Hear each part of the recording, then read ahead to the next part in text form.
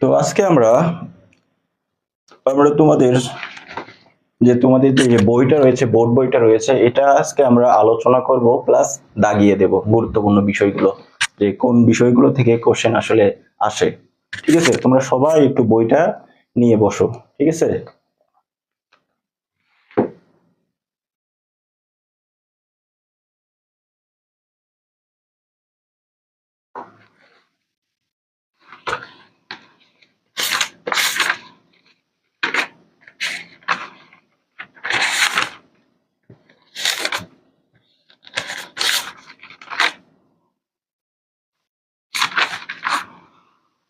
দেখো আজকে আমরা অনেক টপিক আলোচনা করব। তোমাদের পরীক্ষায় যেটা চলে আসে সেটা হলো ব্যাকরণের, ঠিক আছে, ব্যাকরণের যে আলোচ্য বিষয়, ঠিক আছে, ব্যাকরণের আলোচ্য বিষয়, আলোচ্য বিষয় বিষয় থেকে তোমাদের কোশ্চেন আসে, দেখা যায় এখান থেকে একটা কোশ্চেন আসে। বুঝতে পারছো কি? তোমাদের পরিচ্ছদ 2, যে এখানে বাংলা ব্যাকরণ, এখান থেকে তোমাদের একটা কোশ্চেন আসবে। এটা হলো পেজ নাম্বার 3, বইটাও। বুঝতে পারছো কি? আমি এখানে বলবো, তোমরা একটু দাগিয়ে নিবা। তারপরে আমরা ধ্বনি এবং বর্ণ আলোচনা করব। ধ্বনি বর্ণ, আজকে আমরা যেগুলো বিষয়গুলো কথা বলবো সেটা হলো ধ্বনি, ঠিক আছে, ধ্বনি, তারপরে বর্ণ আমরা শিখব, তারপরে আমরা শিখব হলো সন্ধি শিখব, তারপরে আমরা সমাস শিখব, তারপরে আমরা কারক। ঠিক আছে,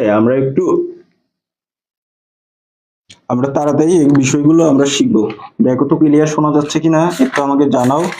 আমরা একটার পর একটা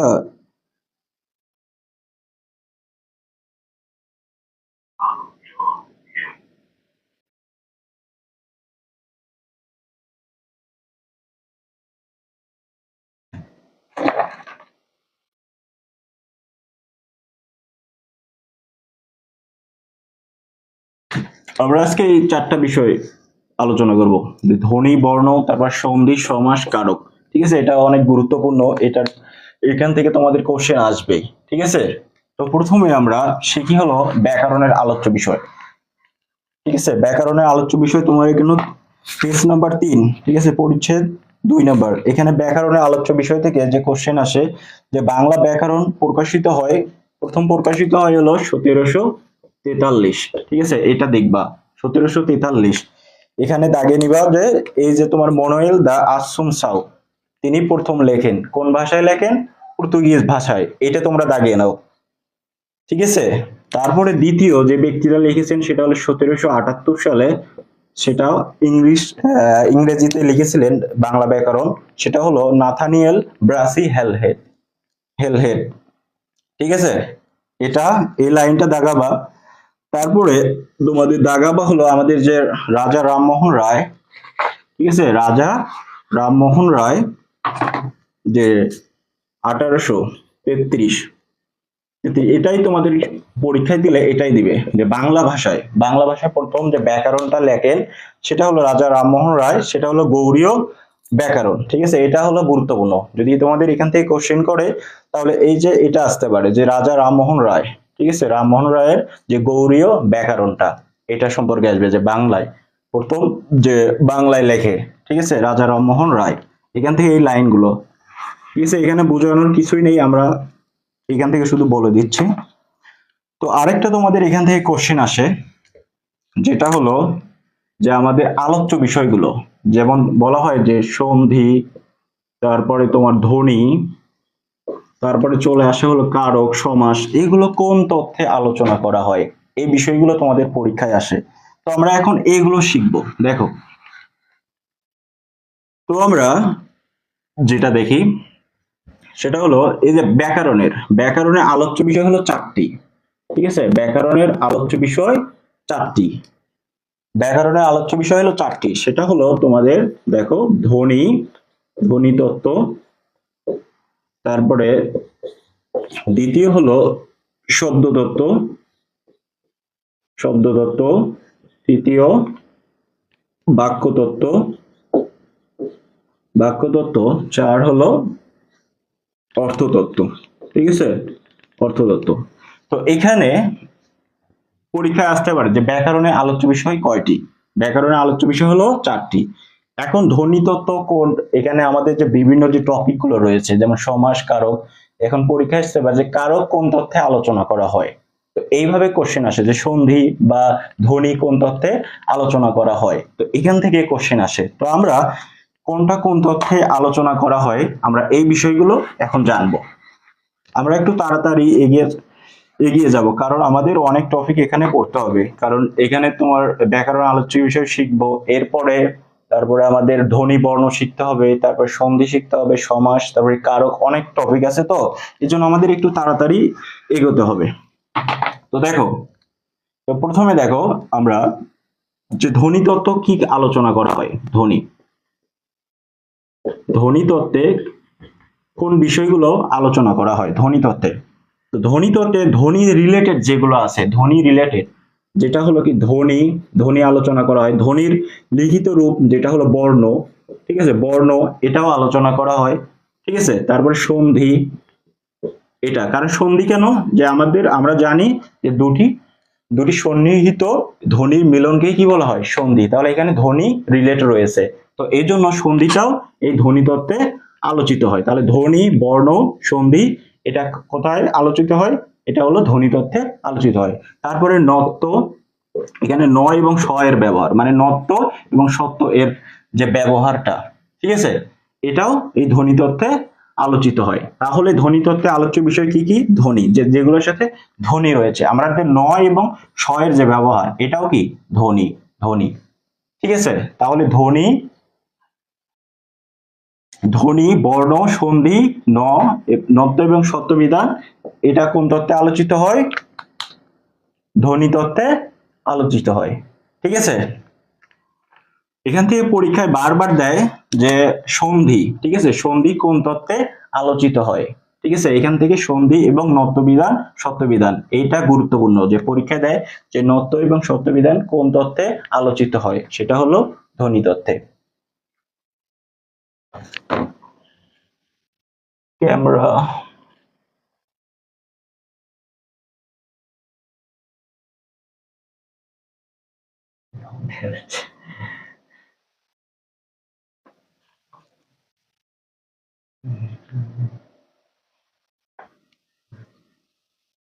ক্লিয়ার আছে তো সব নাকি?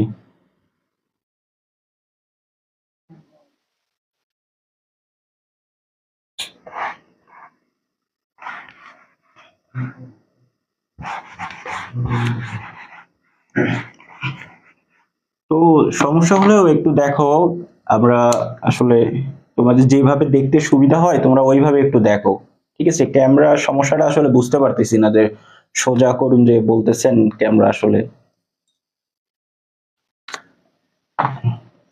তো একটু ওভাবে দেখার, ফোনটা ঘুরিয়ে একটু দেখার চেষ্টা করুন সবাই।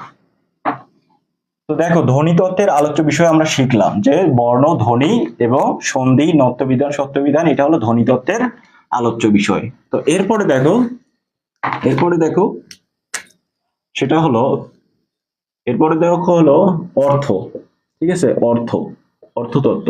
তো অর্থতত্ত্বের মধ্যে যে কোনগুলো আলোচিত হয়, অর্থরূপতার মধ্যে যেটা হলো যে টপিক গুলো অর্থকতাটা লুকিয়ে রয়েছে, ঠিক আছে, অর্থকতাটা লুকায়িত রয়েছে, সেটা হলো অর্থতত্ত্বে আলোচ্য বিষয়, ঠিক আছে। অর্থতত্ত্বের আলোচ্য বিষয় যেটার ভিতর অর্থকতা লুকায়িত আছে, যেমন কি মুখ্যার্থ, গৌণার্থ, ঠিক আছে, এই যে অর্থকতা লুকিয়ে রয়েছে।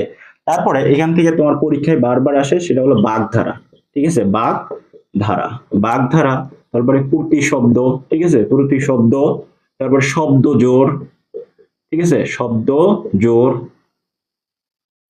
জোর।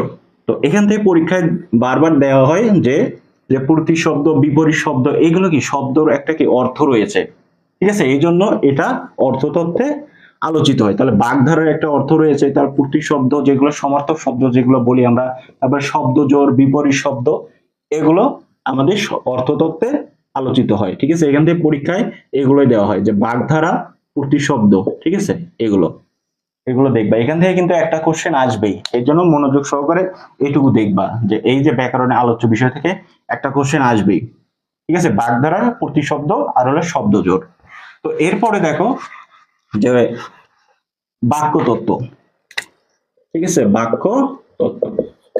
তো বাক্য তত্ত্বের আলোচ্য বিষয়গুলো কি কি? বাক্য তত্ত্ব, এখান থেকে আমরা একটা জিনিস মনে রাখবো, সেটা হলো একটা একটা লাইন আমরা লিখবো, এর মাধ্যমে আমরা এটা শিখতে পারবো। সেটা হলো একটা, এটা লেখো, তো একটা প্রবাদ আছে, প্রবাদ আছে বিবাহ উপকারী, বিবাহ উপকারী, উপকারী।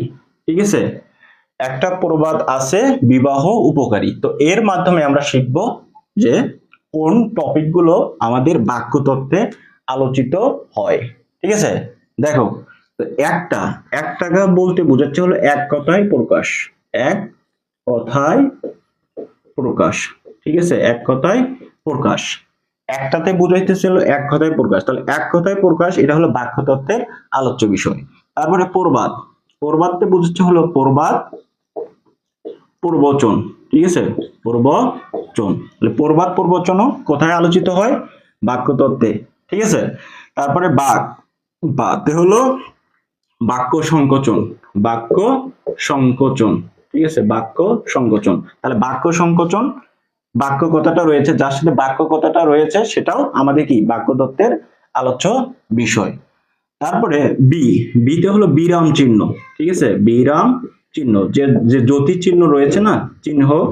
ঠিক আছে, তো এগুলো বিরাম চিহ্ন, এটাও কি বাক্য তত্ত্বের আলোচিত আলোচিত হয়। ঠিক আছে, পরীক্ষায় আসতে পারে যে জ্যোতি চিহ্ন কোথায় আলোচিত হয়, সেটা হলো, এটা হলো বাক্য তত্ত্বে আলোচিত হয়।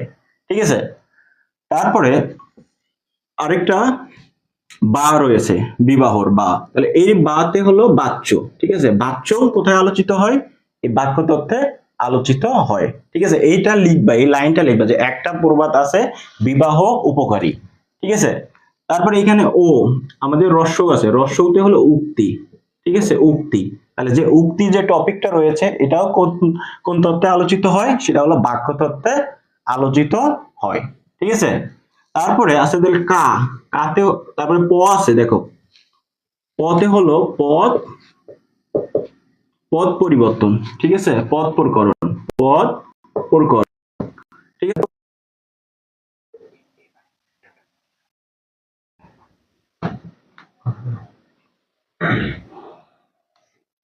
এই লাইনটা।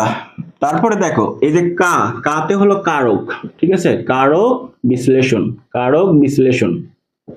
তো এখন আমরা বলি, তো দেখো আমরা বাক্য তত্ত্বে কোন কোন বিষয়গুলো আলোচিত হয় সেটা আমরা এখন দেখব। যে একটা লাইন লিখেছি আমরা যে একটা প্রবাদ আছে বিবাহ উপকারী, তো এই এই লাইনটার মাধ্যমেই আমরা আমরা মুখস্থ করতে পারবো যে কোন কোন টপিক গুলো বাক্য তত্ত্বে আলোচিত হয়। ঠিক আছে, দেখো একটাতে হলো এক কথায় প্রকাশ, আর প্রবাদতে হলো প্রবাদ প্রবচন। ঠিক আছে, তারপরে বাতে হলো বাক্য সংকোচন, তারপরে এখানে দেখো বিতে হলো বিরাম চিহ্ন, জ্যোতি চিহ্ন যেগুলো রয়েছে সেগুলো বাক্যতত্ত্বের আলোচ্য বিষয়।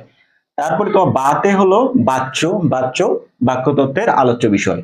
তারপরে হলো রস্যৌ, রস্যৌতে হলো উক্তি, উক্তিটাও বাক্যতত্ত্বের আলোচ্য বিষয়। তারপরে পতে হলো পদ প্রকরণ, এটা হলো বাক্যতত্ত্বের আলোচ্য বিষয়। তারপরে কারক বিশ্লেষণ, এটা হলো বাক্যতত্ত্বের আলোচ্য বিষয়। ঠিক আছে, বাক্য রিলেটেড যেগুলো রয়েছে সব বাক্যতত্ত্বের আলোচ্য বিষয়।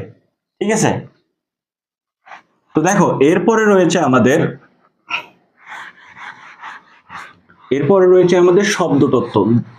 বাকি যে যত টপিক রয়েছে, ঠিক আছে, এই তিনটা আমরা শিখলাম, যে কি ধ্বনি তত্ত্ব শিখলাম, অর্থ তত্ত্ব শিখলাম, বাক্য তত্ত্ব শিখলাম। তো আর বাকি যে টপিক গুলো রয়েছে, ঠিক আছে, যে টপিক গুলো রয়েছে সেটা সবগুলো আমাদের এই শব্দ তত্ত্বে আলোচিত হবে।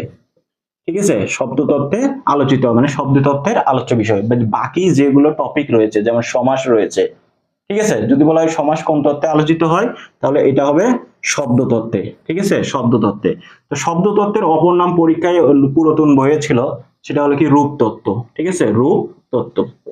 ঠিক আছে, শব্দ তত্ত্বের অপর নাম রূপ তত্ত্ব, আর বাক্য তত্ত্বের অপর নাম হলো পদক্রম। এটাও পরীক্ষায় মাঝে মধ্যে দেয়, তোমাদের বইয়ে এটা দেওয়া নেই। তো এখান থেকে কোশ্চেন আসলে এই যে ব্যাকরণের যে আলোচ্য বিষয়, এখান থেকে কোশ্চেন আসবে, এখান থেকে দেখবা যে একটা কোশ্চেন তোমরা কমন পাবা।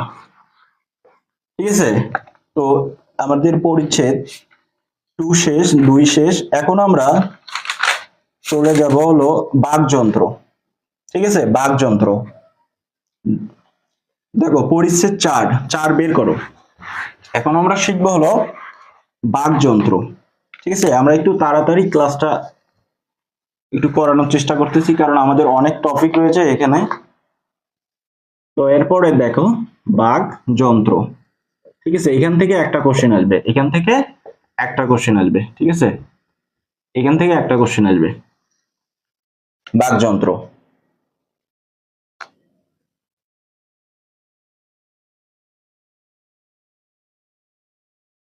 তো এখান থেকে কোশ্চেন আসলে দেখো যে বাকযন্ত্র, বাকযন্ত্র বলতে যে বাক মারা যন্ত্র এটা কিন্তু না। ঠিক আছে, আমাদের যে ধ্বনি উচ্চারণের জন্য যে যন্ত্রগুলো আমরা ইউজ করি, এই যে আমাদের ফুসফুস, তারপর শ্বাসনালী, তারপরে স্বরযন্ত্র, তারপরে জিভ, আলজিভ, মূর্ধা, তালু, এগুলো হলো বাক যন্ত্র। ঠিক আছে, এগুলোর সাহায্যে আমরা কি করি, ধ্বনি উচ্চারিত করি।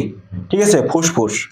তো এখান থেকে পরীক্ষায় কোশ্চেন আসলে যে তোমাদের যে প্রশ্ন আসবে যে নিচের কোনটি বাকযন্ত্রের অন্তর্ভুক্ত বা অন্তর্ভুক্ত নয়। ঠিক আছে, তো এগুলো আমরা মনে রাখবো যে ফুসফুস, শ্বাসনালী, এগুলো একটু পড়ে নেব। তো স্বরযন্ত্র, তারপরে জিভ, তারপর আলজিভ, এগুলো একটু বলি। সেটা হলো যে আমাদের শ্বাসনালী, যে এটা আমাদের এখানে দেখো যে আমাদের এটা কি শ্বাস, এখানে শ্বাসনালী, এই শ্বাসনালীর উপরে, এই শ্বাসনালীর উপরে রয়েছে হলো স্বর যন্ত্র। ঠিক আছে, স্বর যন্ত্র। এই যে দেখো যে আমাদের যে শ্বাসনালী রয়েছে, এই শ্বাসনালীর উপরে রয়েছে হলো আমাদের স্বর যন্ত্র। তারপরে আমাদের জিহ্বা, দেখো আমাদের আছে হলো একটা হলো, আমরা শিখি হলো তালু।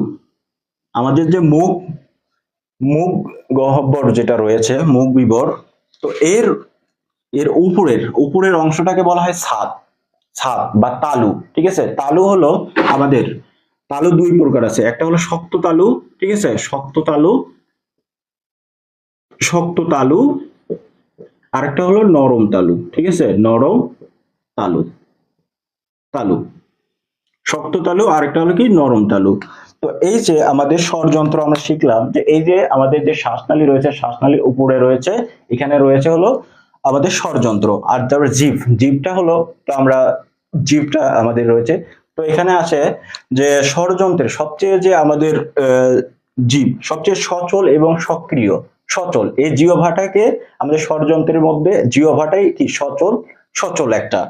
ঠিক আছে, এখান থেকে কোশ্চেন আসছে যে বাকযন্ত্রের মধ্যে কোনটি সচল এবং সক্রিয় প্রত্যঙ্গ, সেটা হলো জিভ, জিভ। ঠিক আছে, তো তারপরে আমাদের কোশ্চেন আছে যে মুখ গহ্বরের, মুখ গহ্বরের উপরের অংশটাকে কি বলা হয়, ছাদ, ছাদ। ঠিক আছে, এই ছাদ, এখানে আমাদের কি তালু রয়েছে, তালু হলো কি শক্ত তালু, নরম তালু। ঠিক আছে, তারপরে একটা হলো মূর্ধা, একটা কথা আছে। ঠিক আছে, মূর্ধা।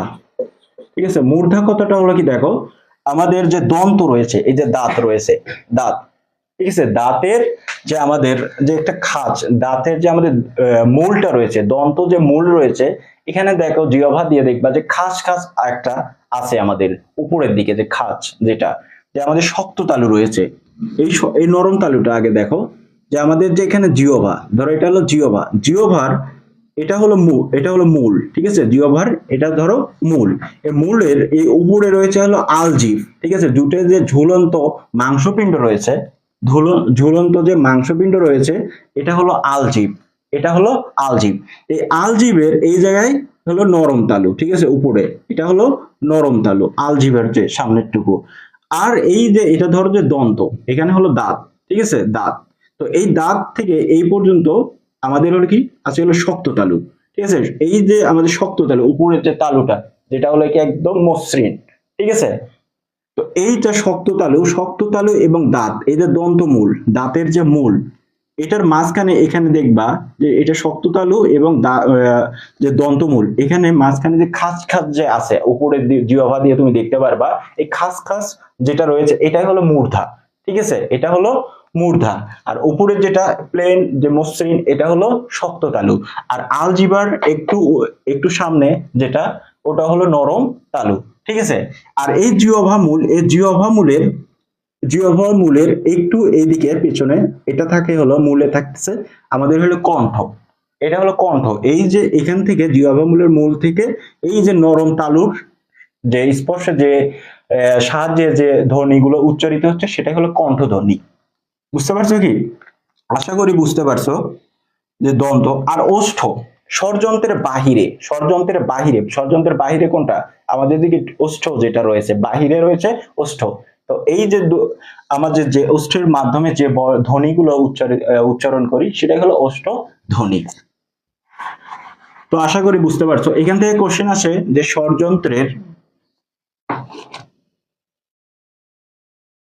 ষড়যন্ত্রের অন্তর্ভুক্ত ও নিচের কোনটি? ঠিক আছে, এখান থেকে কোশ্চেন আসলে তো আমরা এগুলো শিখবো। ষড়যন্ত্র, জীব, আলজীব, তালু, এগুলো অপশনে দেওয়া থাকবে। যেটা এর মধ্যে পড়বে না সেটা হলো ষড়যন্ত্রের অন্তর্ভুক্ত না।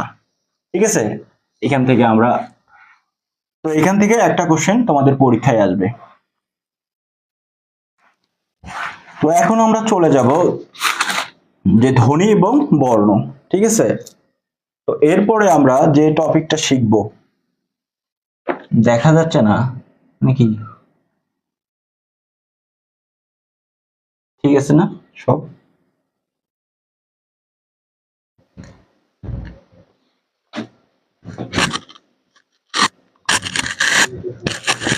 হুম?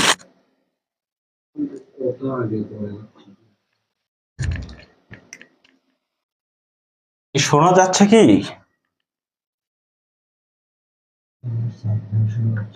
শোনা যাচ্ছে? তো এখন আমরা শিখবো হলো ধ্বনি। ঠিক আছে, ধ্বনি ও বর্ণ। এখন আমরা মূল টপিকে চলে আসলাম। ঠিক আছে, এখন আমরা মূল টপিকে চলে আসলাম, ধ্বনি এবং বর্ণ সম্পর্কে। এখান থেকে তোমাদের কোশ্চেন আসবে, 2 থেকে 3টা কোশ্চেন এখান থেকে আসবে, ধ্বনি ও বর্ণ থেকে। ঠিক আছে, ধ্বনি ও বর্ণ থেকে। এখন আমরা মূল টপিকে চলে আসলাম। তো ধ্বনি এবং বর্ণ, তো আমাদের বর্ণ রয়েছে কয়টি? মোট বর্ণ রয়েছে কয়টি বলো তো? মোট বর্ণ রয়েছে 50টি, এগুলো আমরা জানি। ঠিক আছে, মোট বর্ণ রয়েছে 50টি। বলো তো বর্ণমালা রয়েছে কতটি? সবাই একটু কমেন্টে জানো। বর্ণমালা, ঠিক আছে, বর্ণমালা কয়টি? বর্ণমালা কয়টি? একটু কমেন্টে জানাও। তোমরা আমাকে ক্লিয়ার শুনতে পাচ্ছ কিনা সেটাও জানাও। আর বর্ণমালা কয়টি? ঠিক আছে, বাংলা ব্যাকরণে এখানে সারা জাহান 50টি হয় নাই। বলো বর্ণমালা কয়টি? বর্ণমালা কয়টি?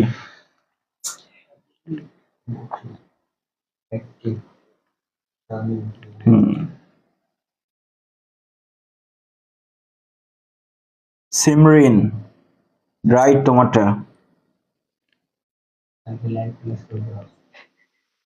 আফরিন, রাইট।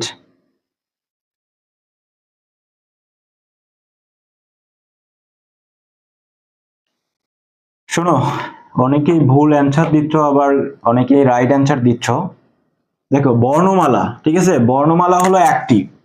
ঠিক আছে, পরীক্ষায় আসে যে বর্ণমালা কয়টি? একটি। ঠিক আছে, বর্ণমালা কয়টি? একটি। বর্ণমালা হলো একটি। আর বর্ণ, বর্ণ হলো 50টি। বর্ণ হলো 50টি। এর মধ্যে ধ্বনি, পরীক্ষায় আসে যে মোট, মোট ধ্বনি কয়টি? ঠিক আছে, মোট ধ্বনি কয়টি পরীক্ষায় আসে? মোট ধ্বনি হলো 37টি। ঠিক আছে, মোট ধ্বনি হলো 37টি। অনেকেই তোমরা কারেক্ট অ্যান্সার দিচ্ছ। তো দেখো পরীক্ষায় আসে যে মোট ধ্বনি কয়টি, যদি বলা হয় বর্ণ, এটা পরীক্ষায় দিবে না।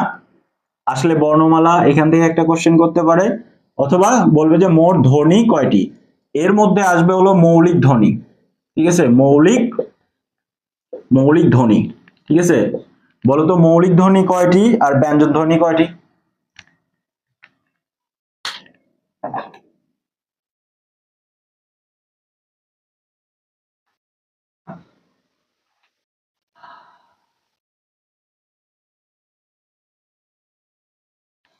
তোমরা অনেকেই কারেক্ট অ্যান্সার দিতেছো।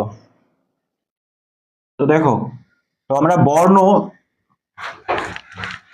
আমরা আবার একটু লিখি। তো দেখো, তো মৌলিক ধ্বনি, ঠিক আছে, মোট মৌলিক ধ্বনি রয়েছে হলো 37টি। এর মধ্যে আমাদের হলো ব্যঞ্জন, ঠিক আছে, ব্যঞ্জন রয়েছে হলো 30, আর হলো স্বর রয়েছে হলো স্বরধ্বনি যেটা মৌলিক সেটা রয়েছে হলো 60টি। এই হলো 30টি, বুঝতে পারছো? এখানে 37টি। তো পরীক্ষায় আমাদের আসবে হলো এই মৌলিক স্বরধ্বনি, বলবে যে নিচের কোনটি মৌলিক স্বরধ্বনি। তো দেখো, যে মৌলিক স্বরধ্বনি পরীক্ষায়, তো মৌলিক স্বরধ্বনি, তাহলে মৌলিক স্বরধ্বনি কোনগুলো? মৌলিক স্বরধ্বনি হলো স্বরে অ, স্বরে আ, রস্বই, রস্ব, এ, ও, আরেকটা হলো এ, ঠিক আছে। তাহলে মৌলিক স্বরধ্বনি হলো 60টি। পরীক্ষায় আসবে যে নিচের কোনটি মৌলিক স্বরধ্বনি, ঠিক আছে, তখন এই 60টা তোমাকে জানতে হবে, ঠিক আছে। ধ্বনি এবং বর্ণের মধ্যে পার্থক্য জানো? আমি একটু অল্প একটু বলে দিই ধ্বনি এবং বর্ণ। তো ধ্বনি যেটা আমরা কি আওয়াজ, যেটা সাউন্ড, ঠিক আছে, এই ধ্বনিটা যখন আমরা লিখিত রূপ দিতে পারতেছি তখন সেটা হলো কি বর্ণ।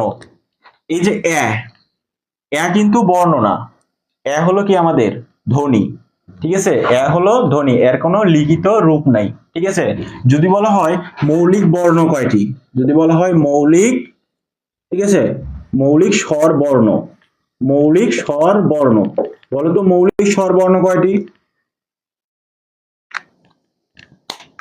মৌলিক স্বরবর্ণ কয়টি, কেউ বলতে পারবা?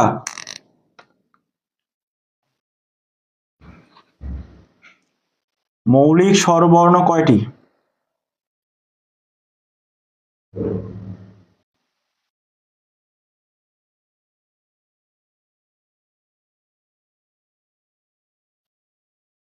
মৌলিক স্বরবর্ণ কয়টি? হয় নাই। আচ্ছা আমি বলে দিচ্ছি, মৌলিক স্বরবর্ণ হলো 6টি, ঠিক আছে।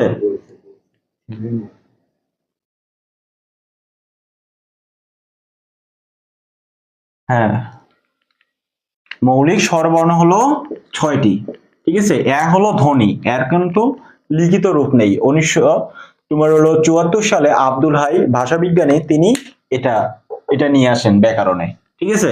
তো যদি বলা হয় এটা লিখিত, এর লিখিত রূপ নেই, এই জন্য এটা বাদ যাবে। এইগুলো 6টার কি আছে লিখিত রূপ রয়েছে, এই জন্য মৌলিক স্বরবর্ণ রয়েছে 6টি।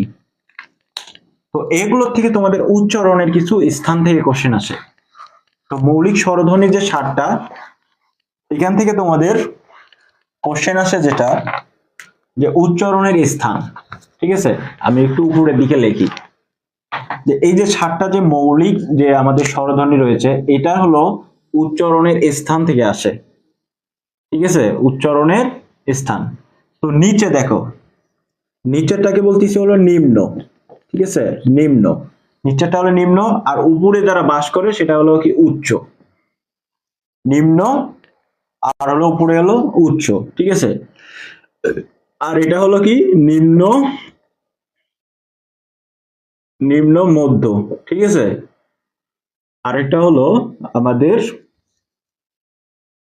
আচ্ছা এখানে লিখি নিম্ন মধ্য, তারপরে উচ্চ, নিম্ন, তারপরে আমাদের আছে কি, তারপরে কি উচ্চ মধ্য, ঠিক আছে, উচ্চ মধ্য, তারপরে আছে হলো কি উচ্চ, ঠিক আছে। এখান থেকে কোশ্চেন আসে। এই পাশেটা হলো কি সম্মুখ, ঠিক আছে, সম্মুখ, সম্মুখ, আর এটা হলো কি পশ্চাৎ, পশ্চাৎ, ঠিক আছে। এখান থেকে আমাদের কি কোশ্চেন আসে, যেমন এখানে রয়েছে কি স্বরে আ, একটা আছে হলো কি বিবৃত, ঠিক আছে, বিবৃত, আরেকটা হলো কি অর্ধ বিবৃত, তারপরে কি সংবৃত, অর্ধ সংবৃত, তারপরে সংবৃত। এখান থেকে যেটা কোশ্চেন চলে আসে। তো দেখো এখান থেকে আমাদের কোশ্চেন আসবে, তাহলে কি এ এ তারপরে কি স্বরে অ, তারপরে হলো এ, তারপরে ও, তারপরে আমাদের আমরা একটু ইয়ে করি, এটা হলো উচ্চ, ঠিক আছে, উচ্চ। তাহলে রস্যই আর এটা হলো রস্য, ঠিক আছে। দেখো দেখা যায় কিনা। তো এখান থেকে কোশ্চেন আসবে যে নিচেরটা হলো নিম্ন, তারপরে নিম্ন মধ্য, তারপরে উচ্চ মধ্য, তারপরে উচ্চ, ঠিক আছে। এখানে হলো বিবৃত, বিবৃত মানে এই যে আমাদের ঠোঁটটা যেটা হলো কি বিবৃত মানে প্রসারিত হচ্ছে, প্রসারিত হচ্ছে, ঠিক আছে, এটা হলো বিবৃত। তারপরে একটু গোলাকার হবে, একটু বিবৃত কম হবে, ঠিক আছে, সেটা হলো অর্ধ।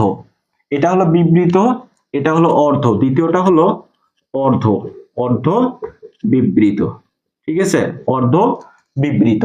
মানে এটা হলো যেটা আমাদের উচ্চারণ করার সময় যেটা আমাদের প্রস্ফুটিত হচ্ছে। তো এই যে আমাদের এ এবং অ, ঠিক আছে, এটা তখন হচ্ছে অর্ধ একটু কমে আসতেছে।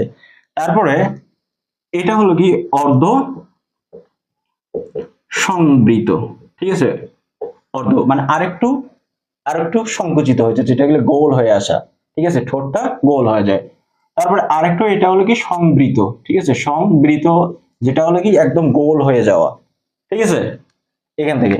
তো পরীক্ষায় আসে যে সম্মুখ, সম্মুখ মৌলিক ধ্বনি মানে নিচের কোনটি, ঠিক আছে, যে আমাদের যে মৌলিক স্বরধ্বনি রয়েছে 7টি, এখান থেকে বলবে যে সম্মুখ, সম্মুখ কোনগুলো, সেটা হলো এ, তারপরে এ, আর এটা হলো কি রস্বই, এ এ, তারপরে কি রস্বই, ঠিক আছে। আর হলো পশ্চাৎ, পশ্চাৎ যেটা হলো কি তোমার এই যে স্বরে অ, তারপরে ও, আর এটা হলো কি রস্য, ঠিক আছে, স্বরে অ, ও, আর হলো রস্য, মাঝেরটা হলো কি মধ্য, ঠিক আছে, মধ্য বা কেন্দ্রীয়, ঠিক আছে, এটা।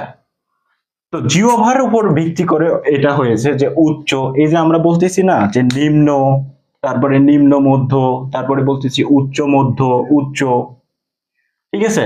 এগুলো কেন হচ্ছে, যখন তুমি উচ্চারণ করতেছো তখন আমাদের জিহ্বাটা কি রয়েছে, সমতল যেটা রয়েছে। যখন তুমি বলতেছো তখন জিহ্বাটা একটু একটু উপরের দিকে উঠতেছে, যেমন স্বরে তারপরে যখন বলতেছো তখন জিহ্বাটা আরেকটু উপরে উঠতেছে, তারপরে যখন বলতেছো আরেকটু উপরে উঠতেছে, ঠিক আছে।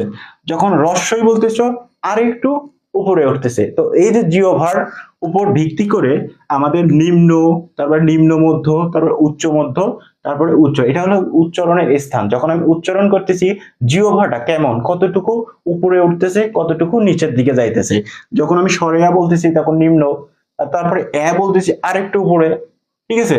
তারপরে যখন আমি বলতেছি আরেকটু উপরে আমার জিহ্বাটা চলে আসতেছে, তারপরে রস্বই। এই জন্য জিহ্বার উপর ভিত্তি করে আসলে নিম্ন, নিম্ন মধ্য, উচ্চ মধ্য, আরো উচ্চ, ঠিক আছে। পরীক্ষায় আসলে যে সম্মুখ মৌলিক স্বরধ্বনি কোনটা, ঠিক আছে, এই তিনটা।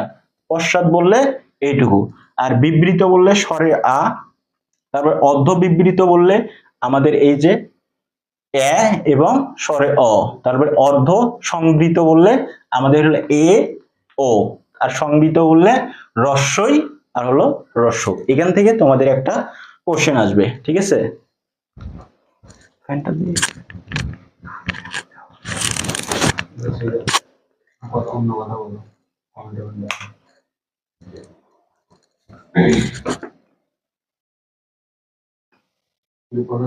এইখানে তো পড়ে আছে, লাইভে কথা বলতে আছে।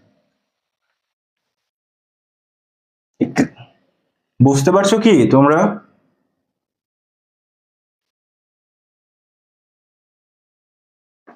এইটুকু বুঝতে পারছো?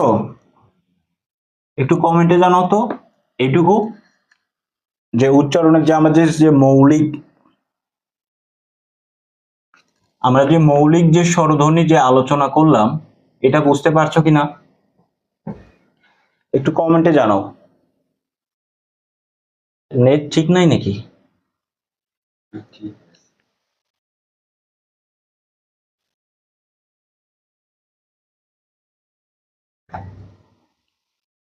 তো ওকে,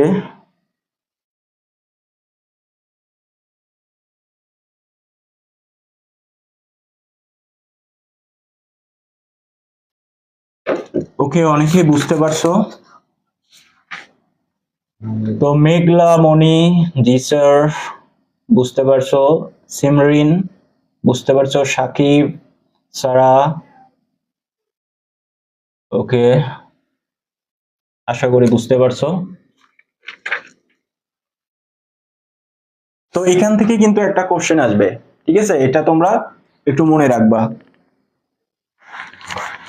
তো আমরা এরপরে চলে যাব, আমাদের কোশ্চেন চলে আসে যে কণ্ঠ, তালব্য, ঘোষ, অঘোষ, এটা হলো মূলে চলে যাই।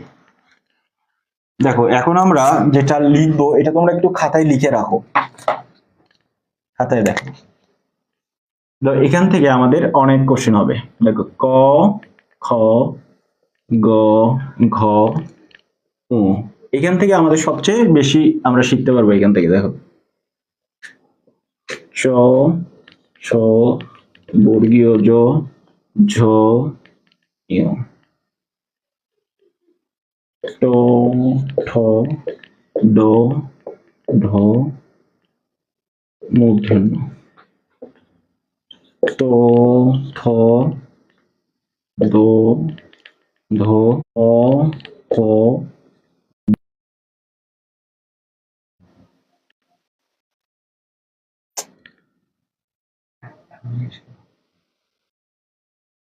এই দেখো তো এখন ঠিক হইছে? আমাদের একটু ফোন চলে আসছিল তো।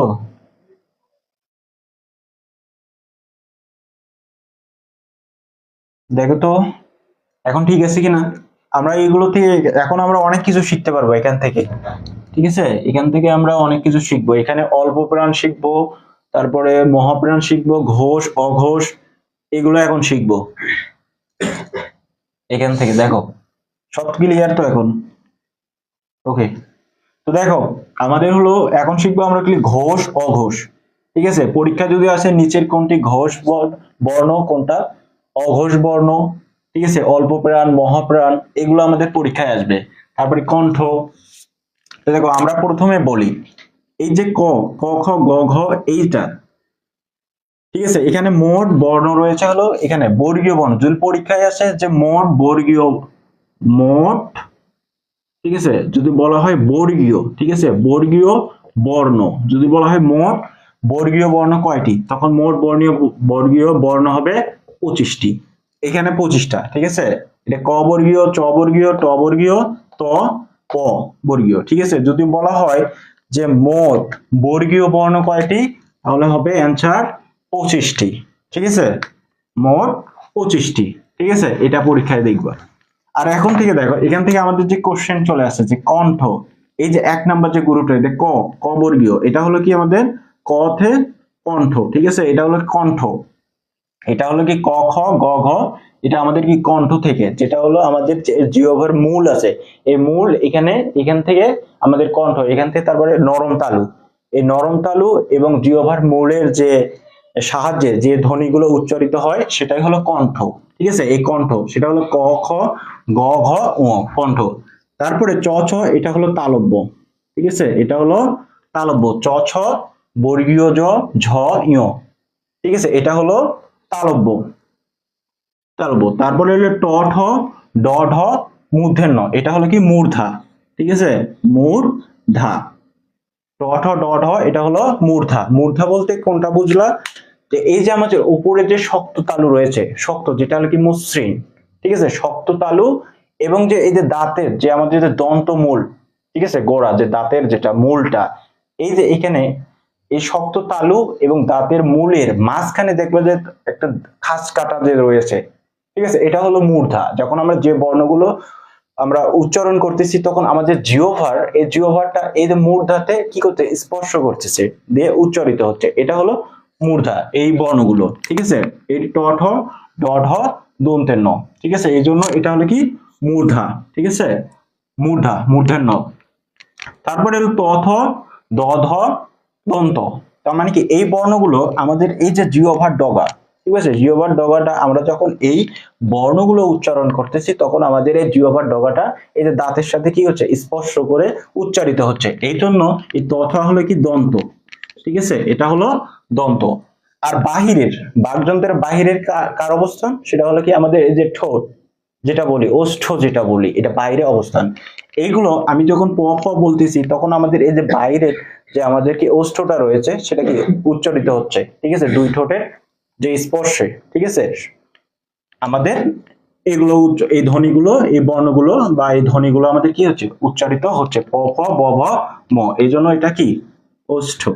ঠিক আছে, এখানে পরীক্ষায় আসবে, তোমাকে বলবে যে নিচের কোনটি ওষ্ঠ বর্ণ বা ধ্বনি বা তালব্য বর্ণ কোনটি, তখন তুমি এগুলো বলবা যে ক খ এটা হলো কণ্ঠ, তালব্য হলো চ ছ, বর্গীয় জ ঝ ঞ, ঠিক আছে, তারপরে মূর্ধা, তারপরে দন্ত ত থ, তারপরে ওষ্ঠ হলো এটা। এখান থেকে এটা কোশ্চেন আসবে। তারপরে কোশ্চেন, তারপরে দেখো যেগুলো ঘোষ এবং অঘোষ, এই যে বর্গীয় বর্ণের এই দ্বিতীয়টা, প্রথম এবং দ্বিতীয়, তাহলে কি প্রথম এবং কি দ্বিতীয়, এই দুইটা হলো অঘোষ, অঘোষ, ঠিক আছে, অঘোষ। এই ধ্বনিগুলো উচ্চারণের সময় এই ধ্বনিদ্বারের কম্পন কম হয়, ঠিক আছে, যখন এই ধ্বনিগুলো উচ্চারিত করে, যেমন এই প্রথম ক খ চ ছ, এই যে এখন এবং দ্বিতীয় বর্ণ, এগুলো যখন ধ্বনিগুলো যখন উচ্চারিত করা হয় তখন এই যে ধ্বনিদ্বারের কম্পনটা কম হয়, এই জন্য এটা হলো অঘোষ। আর যখন বেশি হয় তখন সেটা হয়ে যায় ঘোষ। তাহলে একক এবং দ্বিতীয় মানে প্রথম এবং দ্বিতীয় এটা হলো অঘোষ, ঠিক আছে, প্রথম এবং দ্বিতীয় হলো অঘোষ। আর তৃতীয় চতুর্থ পঞ্চম এই তিনটা হলো ঘোষ, এই তিনটা হলো ঘোষ, ঠিক আছে, পরীক্ষায়। তাহলে ঘোষ এবং অঘোষ বুঝতে পারছো? দেখো, তাহলে প্রথম এবং দ্বিতীয় বর্ণগুলো হলো অঘোষ, আর তৃতীয় চতুর্থ পঞ্চম এটা হলো ঘোষ, ঠিক আছে।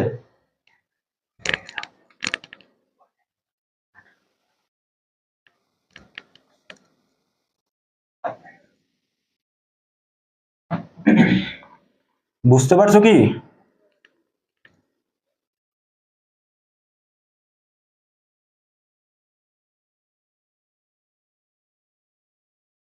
এইটুকু বুঝতে পারছো সবাই?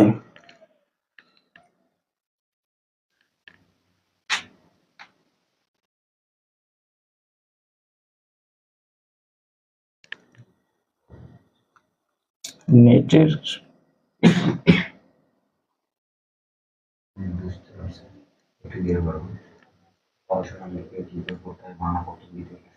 ও, আরেকটু আমরা এইটুকু দেখানোর পরে আমরা বই দাগাবো, ঠিক আছে। এখান থেকে দেখো, এরপরে এখান থেকে আমরা কোশ্চেন যেটা চলে আসে সেটা হলো অল্প প্রাণ মহাপ্রাণ, অল্প প্রাণ মহাপ্রাণ। তো অল্প প্রাণের ক্ষেত্রে মনে রাখবা যে অল্প প্রাণ, ঠিক আছে, অল্প প্রাণ, অল্প প্রাণের ক্ষেত্রে বাতাসটা হলো কি কম বের হবে, আর মহাপ্রাণের ক্ষেত্রে বেশি বের হবে, তাহলে মহাপ্রাণ। অল্প প্রাণ বর্ণগুলো হলো একক, এক ও তৃতীয়, মানে এই যে এক নাম্বার, তোমার এই এক নাম্বার গ্রুপ, তারপরে তৃতীয় নাম্বার গ্রুপ, তারপরে এই যে পঞ্চম নাম্বার গ্রুপ, ঠিক আছে, এরা হলো অল্প প্রাণ। তাহলে অল্প প্রাণ গ্রুপ কোনটা?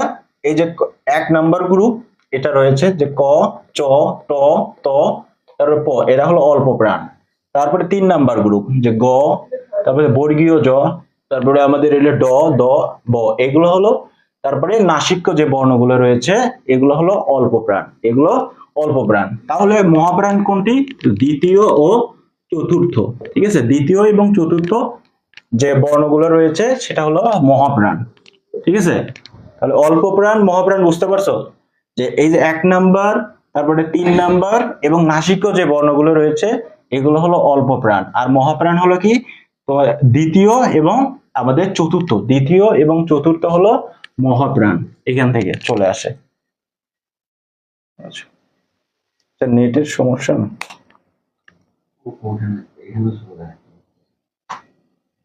এখানে তো কোনো সমস্যা নেই, এখানে তো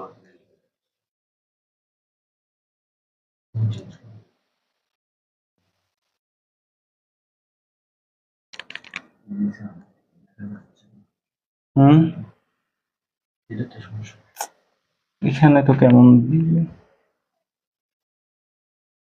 কি দেখা যাচ্ছে বলো তো, এখন দেখা যাচ্ছে কি? এখন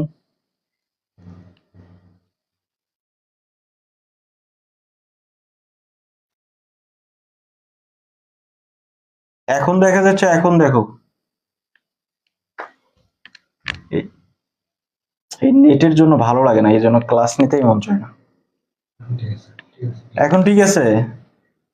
নেট ডিস্টার্ব করলে তো ওরে ভাই ক্লাস নিয়ে একদম শেষই করা যাবে না। তো আমি সামারি করতেছি, দেখো। তো আমরা কণ্ঠ তো বুঝেছি যে কণ্ঠ, তালব্য, মূর্ধা, দন্ত কোনগুলো। তো অঘোষ হলো 1 নাম্বার এবং এই যে 2 নাম্বার যেগুলো বর্ণ রয়েছে এটা হলো অঘোষ, আর তৃতীয়, চতুর্থ, পঞ্চম এটা হলো ঘোষ।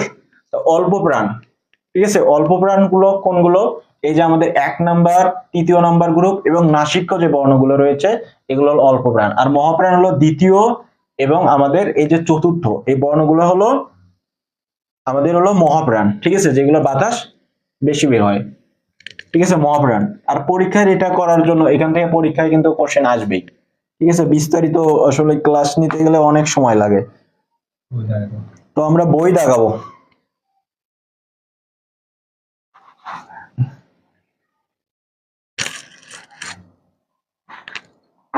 তোমরা সবাই বই নিয়েছো? কাছে বই নাও, আমরা এখন বই দাগাবো। এখান থেকে তোমাদের 90% তোমাদের কোশ্চেন চলে আসবে ইনশাআল্লাহ। তারপরেও আমরা এগুলো বইয়ের পিক গুলো গ্রুপে দেওয়ার চেষ্টা করব। আমাদের যারা পেইড ব্যাচের যারা স্টুডেন্ট রয়েছে তোমরা অবশ্যই এগুলোর পিক তোমরা গ্রুপে পাবা। আর যারা যারা আমাদের পেইড ব্যাচে নেই তোমরা এখান থেকেই আমাদের থেকে এখানে তোমরা বই বের করে দাগিয়ে নিতে পারো। তোমাদের সবার কাছে বই আছে না টেবিলে? আমি একটু বই দাগিয়ে দেব যেগুলো তোমাদের পরীক্ষায় আসবে।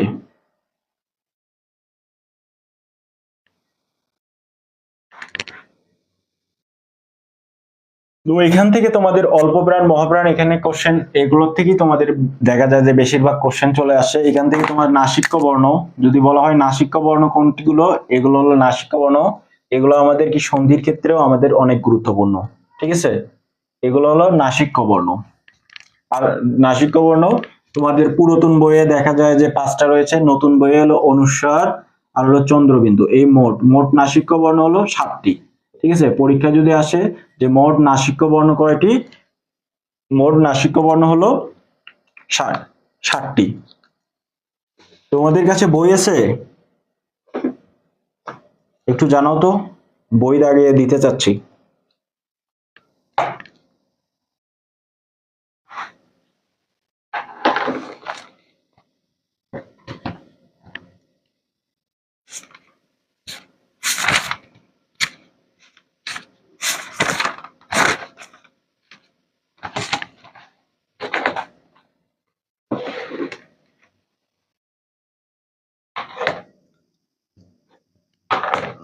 তো এখান থেকে যেগুলো নাসিক্য ব্যঞ্জনগুলো এগুলো তো দেখবাই, ঠিক আছে। এখান থেকে কিন্তু কোশ্চেন আসবেই।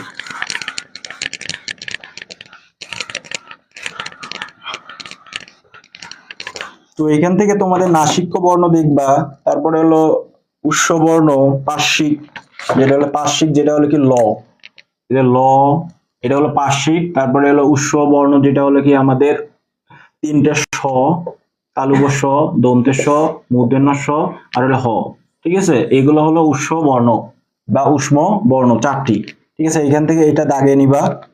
এখান থেকে কোশ্চেন আসে যে কম্পন, কম্পন জাত যে ব্যঞ্জন, এখান থেকে এটা কোশ্চেন আসে।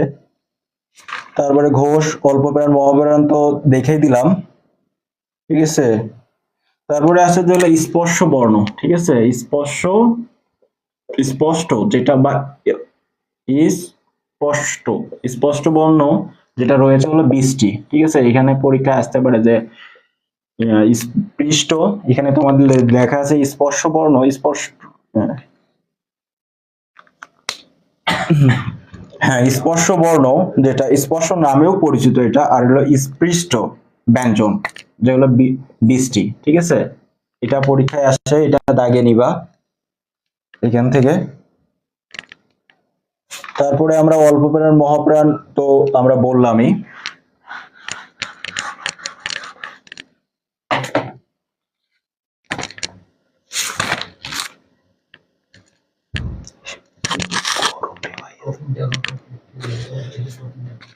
এখন দেখো তোমাদের যে যে টপিকটা গুরুত্বপূর্ণ এই টপিকটা একটু দেখে নাও তো। দেখো আমি লিখে দিচ্ছি এখানে, কোন কোন টপিক গুলো গুরুত্বপূর্ণ দেখো, যে যে টপিক গুলো গুরুত্বপূর্ণ গুরুত্বপূর্ণ টপিক গুরুত্বপূর্ণ টপিক তারপরে আমরা একটু আলোচনা করব, কারণ অনেক। তো এখানে দেখো গুরুত্বপূর্ণ যেটা টপিক সেটা হলো বাকযন্ত্র, আমরা দেখে দিলাম। তারপর ধ্বনি এবং বর্ণ। তাহলে গুরুত্বপূর্ণ টপিক গুলো দেখো, দাগে নাও। সেটা হলো 1 নাম্বার, যেটা হলো বাকযন্ত্র। ঠিক আছে, বাকযন্ত্র। তারপরে এখান থেকে তোমরা ধ্বনি বর্ণ, ঠিক আছে, ধ্বনি ও বর্ণ এখানে দেখবা। তারপরে 3 নাম্বার যেটা তোমরা দেখবা হলো উপসর্গ। ঠিক আছে, উপসর্গ, এটা আমি দাগিয়ে দেব। ঠিক আছে, আমি দাগিয়ে দেব, ওটার পিক তুলে দেব। উপসর্গটা গুরুত্বপূর্ণ আছে, উপসর্গ দাগিয়ে দেব। তারপর হলো সমাস। ঠিক আছে, 4 নাম্বার হলো সমাস। সমাস 5 নাম্বার হলো সন্ধি, সন্ধি। তারপরে যাবা হলো কি শব্দের শ্রেণী বিভাগ। 6 নাম্বার হলো শব্দের শ্রেণী বিভাগ, শব্দের শ্রেণী বিভাগ। ঠিক আছে, শব্দের শ্রেণী বিভাগ, শব্দের শ্রেণী বিভাগটা পড়বা। তারপরে পড়বা হলো বিশেষ্য 7, বিশেষ্য, এটা এখান থেকে গুরুত্বপূর্ণ বিশেষ্য। তারপর 8 হলো সর্বনাম, এখান থেকে কোশ্চেন চলে আসে। সর্বনাম গুলো কোনগুলো পড়তে হবে আমি দাগিয়ে দেব, এটা নিয়ে টেনশন করার কিছু নাই। যেগুলো আছে সেগুলো আমি দাগিয়ে দেব বই থেকে, এখানে তোমাদের পিক তুলে দেব। তারপরে 9 হলো তোমাদের হলো বিশেষণ। ঠিক আছে, বিশেষণ থেকে কোশ্চেন আসে। 10 এখান থেকে পড়বো হলো ক্রিয়া, ক্রিয়া বিশেষণ, ক্রিয়া এবং ক্রিয়া বিশেষণ, ক্রিয়া বিশেষণ গুরুত্বপূর্ণ। তারপরে পড়বা 11 নম্বর হলো কি অনুসর্গ, এখান থেকে অনুসর্গ। তারপরে 12 হলো যোজক, যোজক। তারপরে এখান থেকে আমাদের 12-13 নম্বর যেটা পড়বা হলো কারক, কারকটা গুরুত্বপূর্ণ, কারক। তারপরে 14 নম্বর, 14 নম্বর পড়বা হলো জ্যোতি চিহ্ন, জ্যোতি চিহ্ন। তারপরে বাকি যেগুলো রয়েছে বাগধারা, বাগধারা, প্রতিশব্দ, তারপরে বিপরীত শব্দ, শব্দজোড়।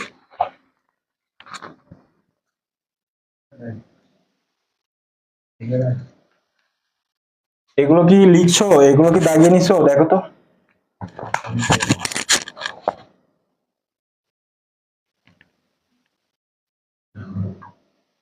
দেখতো সবকিছু গিয়ে করতেছে না।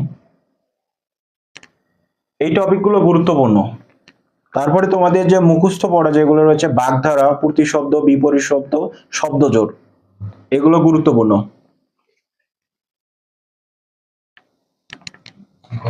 এই কয়টা টপিক পড়লে ইনশাআল্লাহ তোমরা 90% থেকে 99%। ঠিক আছে, এখান থেকে এই কয়টা টপিক, এর সাথে তোমরা যেটা বললাম যে বাগধারা, প্রতিশব্দ, বিপরীত শব্দ, শব্দজোড়, ঠিক আছে, এই কয়টা।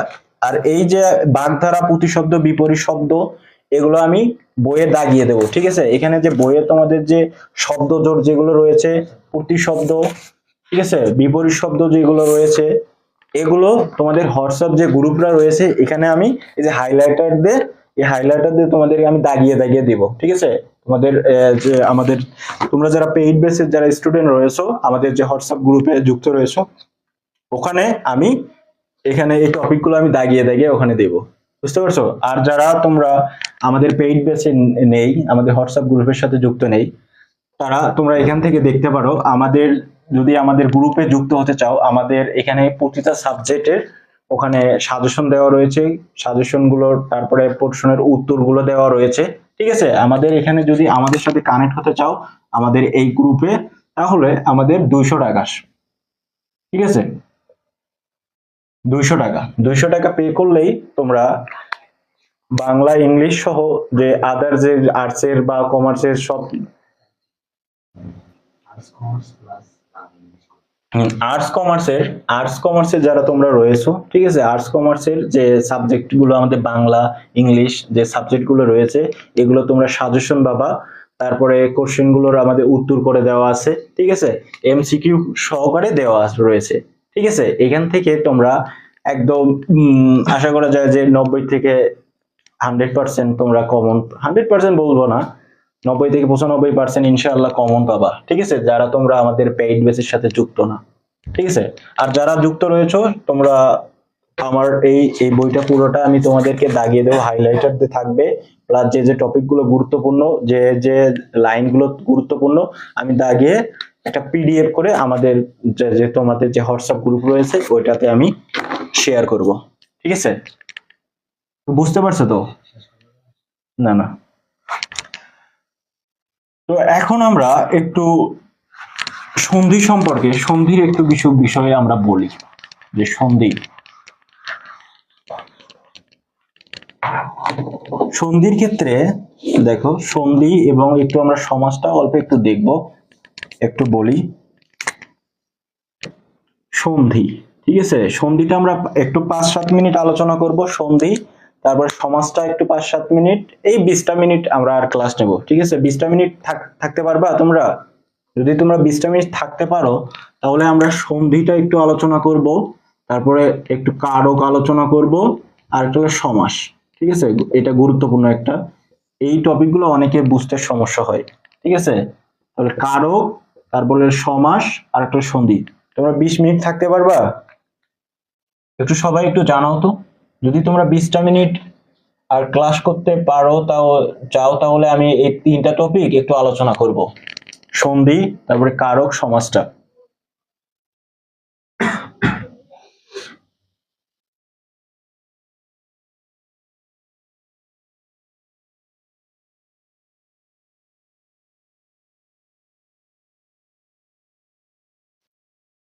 আচ্ছা, সমস্যা নাই ভাই, সমাজটা একদম ক্লিয়ার বুঝে দেবো, কারকটা একদম একটু 20 থেকে 25 মিনিট আমাকে সময় দাও, আমি তোমাদের এগুলো ক্লিয়ার করে দেব। আসলে নেটের কারণে আসলে ভালোভাবে ক্লাসটা তোমাদের, আচ্ছা আচ্ছা ওকে, আমরা তাহলে শুরু করে দেই, ঠিক আছে।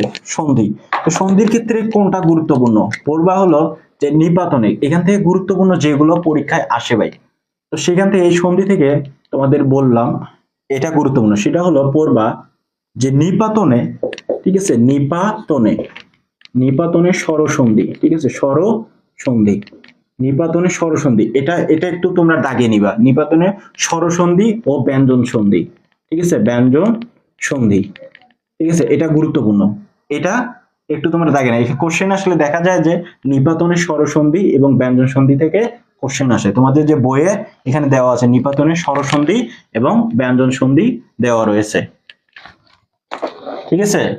এইটা তোমরা একদম মুখস্থ করবা, কারণ এখানে নিপাতনে স্বরসন্ধি এবং ব্যঞ্জন সন্ধি, এখানে কোনো সন্ধির কোনো রুলস খাটে না, ঠিক আছে, এটা নিয়ম, নিয়ম ছাড়া, এটা তোমরা দাগিয়ে রাখবে, এটা হলো গুরুত্বপূর্ণ, এই কোশ্চেন করলে এখান থেকে দেয়। তারপরে এইখান থেকে আমরা একটু বেসিক একটু আমরা জানার চেষ্টা করি, তো সন্ধি, সন্ধির থেকে যে কোশ্চেন গুলো আমাদের চলে আসে,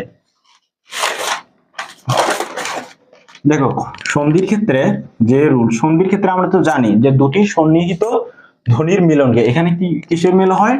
ধ্বনির, ঠিক আছে, ধ্বনির মিলন হয়, ঠিক আছে, সন্নিহিত দুটি ধ্বনির মিলন হয়, ঠিক আছে। যেমন আমরা যদি বলি যে হিমালয়, ঠিক আছে, কি হিমালয়, এখানে আমাদের দুটা যে যখন স্বরসন্ধি হচ্ছে তখন কি দুটা স্বরের মিলন হচ্ছে, আর ব্যঞ্জনের ক্ষেত্রে স্বরে ব্যঞ্জনে হতে পারে, ব্যঞ্জনে ব্যঞ্জনে হতে পারে, ব্যঞ্জন স্বর হতে পারে, বা স্বর ব্যঞ্জনে, এইটা মিলে যে, দেখো আমাদের এখানে কি হবে, হিম যোগ আলয়, ঠিক আছে, হিম যোগ আলয়, এখানে দেখো এই যে হিম, হিমের হলো অ, আর এখানে এইটার আমাদের প্রথমটার শেষের যে বর্ণ এটা হলো অ, আর এটা হলো কি আ, ঠিক আছে, অ এবং আ মিলে হয়েছে কি আ হয়ে গেছে, স্বরে আ হয়েছে, ঠিক আছে। এখানে দেখো দুটো স্বর, স্বরে অ এবং স্বরে আ, তাহলে এই যে দুটো স্বর ও ধ্বনির মিলনে কি হয়েছে, যে সন্ধিটা হয়েছে হিমালয়, এটা সন্ধি শব্দ।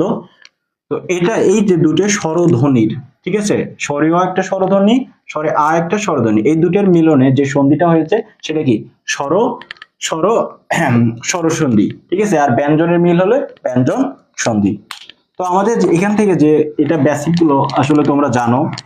তো এখান থেকে যে রুলস এর গুলো আসে সেটা হলো, দেখো 1 নাম্বার যেগুলো পরীক্ষায় আসে সেটা হলো কোন শব্দের মধ্যে, ঠিক আছে, সন্ধি সন্ধির শব্দের মধ্যে, সন্ধি শব্দের যে কোন সন্ধি যে শব্দ রয়েছে এই শব্দের মধ্যে যদি দেখো মধ্য যদি, ঠিক আছে, যদি ব ফলা, ঠিক আছে, ব ফলা, ব ফলা, ব ফলা, আমাদের যে ফলা রয়েছে ব ফলা, যদি ব ফলা দেখো, বলো তো ফলা কয়টি, বলতে পারবা ফলা কয়টি, বাংলা ব্যাকরণে ফলা কয়টি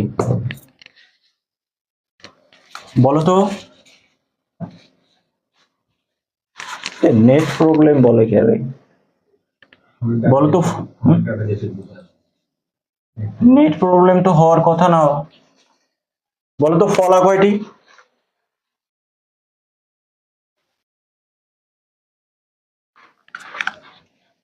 জয়েল একটু চেক করে দেখতো।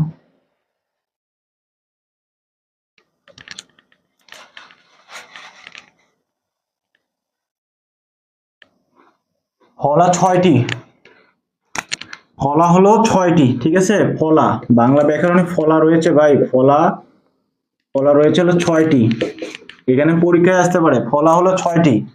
তো মনে রাখার টেকনিক কি, সেটা হলো বল রমজান, ঠিক আছে, রমজান, ঠিক আছে, মনে রাখার টেকনিক হলো বল রমজান, যে বাংলা ব্যাকরণের যে ফলা রয়েছে, ঠিক আছে, ফলা রয়েছে 6টি, ঠিক আছে। পরীক্ষায় আছে যে ব্যঞ্জন বর্ণের বিকল্প রূপটা হলো অনুবর্ণ, আমি ওটা দাগিয়ে দেব যে ফলা রয়েছে 6টি, ফলা রয়েছে হলো 6টি, ঠিক আছে, মনে রাখার উপায় হলো বল রমজান, বল রমজান, বল রমজান। তো বতে হলো ব ফলা, বতে হলো ব ফলা, আর লতে হলো ল ফলা, রতে হলো র ফলা, মতে হলো ম ফলা, জতে হলো জ ফলা, নতে হলো ন ফলা। ফলা হলো 6টি, বতে ব ফলা, লতে ল ফলা, বতে ব ফলা, সরি বল রমজান, রতে র ফলা, তারপরে আমাদের মতে ম ফলা, তারপরে জতে জ ফলা, নতে ন ফলা, ঠিক আছে, 6টা। আমরা তো র ফলাও চিনি, তারপরে জ ফলাও চিনি, ন ফলা আমরা চিনি না, এই যে ব ফলা আমরা চিনি না, ল ফলা চিনি না। যখন এরা যুক্ত অবস্থায় থাকবে, আমি যদি বলি উল্লাস, যখন এই যে যুক্ত অবস্থায় ল ল, আমি যদি বলি লম্ব, এই যে ময় ব, এখানে যুক্ত অবস্থায় আছে ম এবং ব, এখানে ম ফলা অবস্থায় রয়েছে, ম ফলা বলবো, আর বকে ব ফলা বলবো। যখন একা একই থাকবে, যখন ব, তখন সেটা হবে বর্ণ, যখন যুক্ত অবস্থায় থাকবে তখন ওরা হবে ফলা। যখন এখানে ম এবং ব যুক্ত অবস্থায় রয়েছে, এখানে ম ফলা অবস্থায় রয়েছে, বটাও ফলা অবস্থায় রয়েছে, একাকি থাকলে সেটা ফলা হবে না, ঠিক আছে। তো এর মাধ্যমে যেমন, তো আমরা সন্ধি নিয়মে চলে যাই। যদি সন্ধি শব্দের মধ্যে, যদি আমরা শব্দের প্রথমে বা মাঝে, শব্দের প্রথমে বা মাঝে যদি আমরা ব ফলা দেখি, তাহলে ব ফলাটাকে আমরা আমরা কি করব, হ্রস্ব উকারে তুলে দেব। যেমন তোমাদের রুল, সেটা কি স্বল্প, স্বল্প, ঠিক আছে। এই যে শব্দের শুরুতে বা মাঝে, ঠিক আছে, শুরুতে বা মাঝে যদি ব ফলা থাকে, তাহলে এই ব ফলাটা তুলে দিয়ে আমরা আমরা হ্রস্ব উকার করব, ঠিক আছে। আমরা যখন আমাদের পরীক্ষায় কিন্তু আমাদের বিচ্ছেদটা দিবে, ঠিক আছে, বিচ্ছেদ করতে বলতে পারে, ঠিক আছে, স্বল্প, স্বল্পর সন্ধি বিচ্ছেদ, সন্ধি হচ্ছে কি মিলন, আর বিচ্ছেদ হচ্ছে বিচ্ছেদ, বিপরীতটা হলো কি বিচ্ছেদ।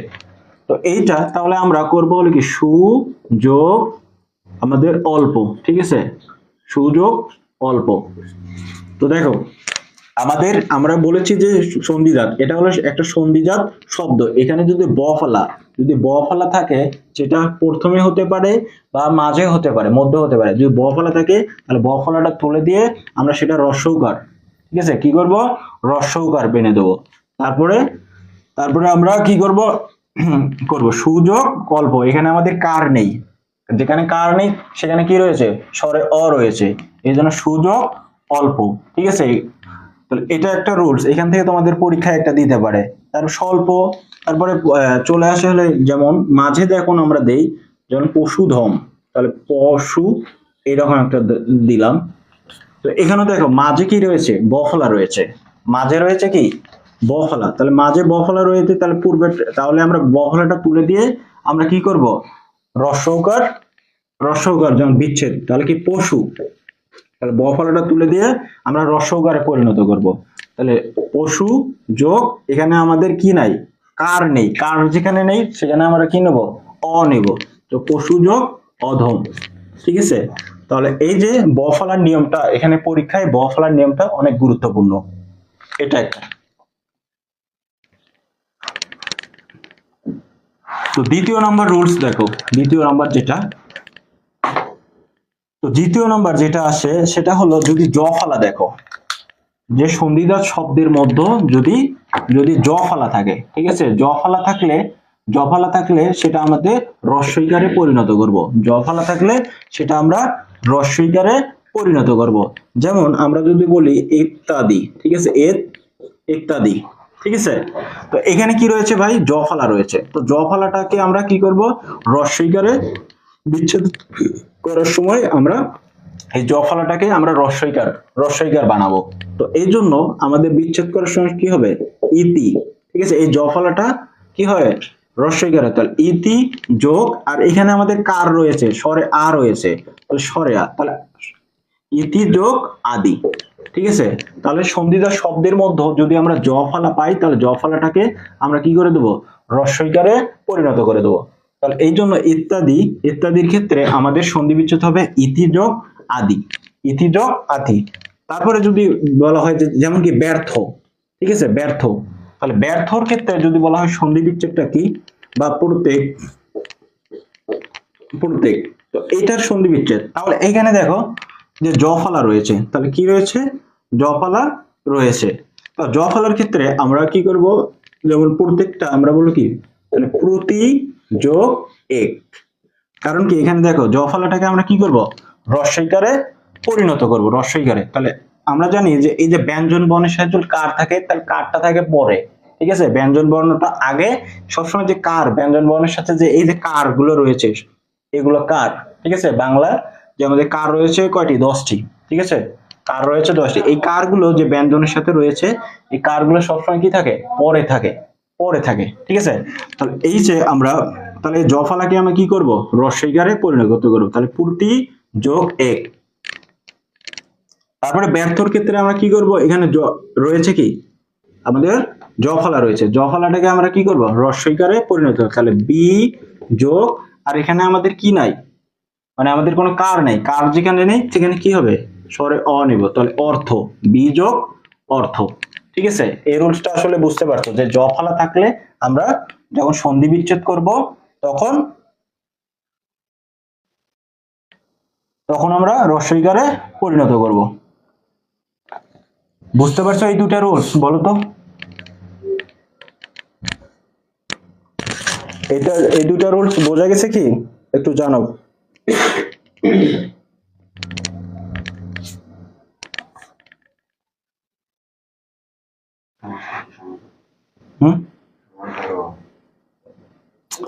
নেটের প্রবলেম, আর ভাল লাগতেছে না।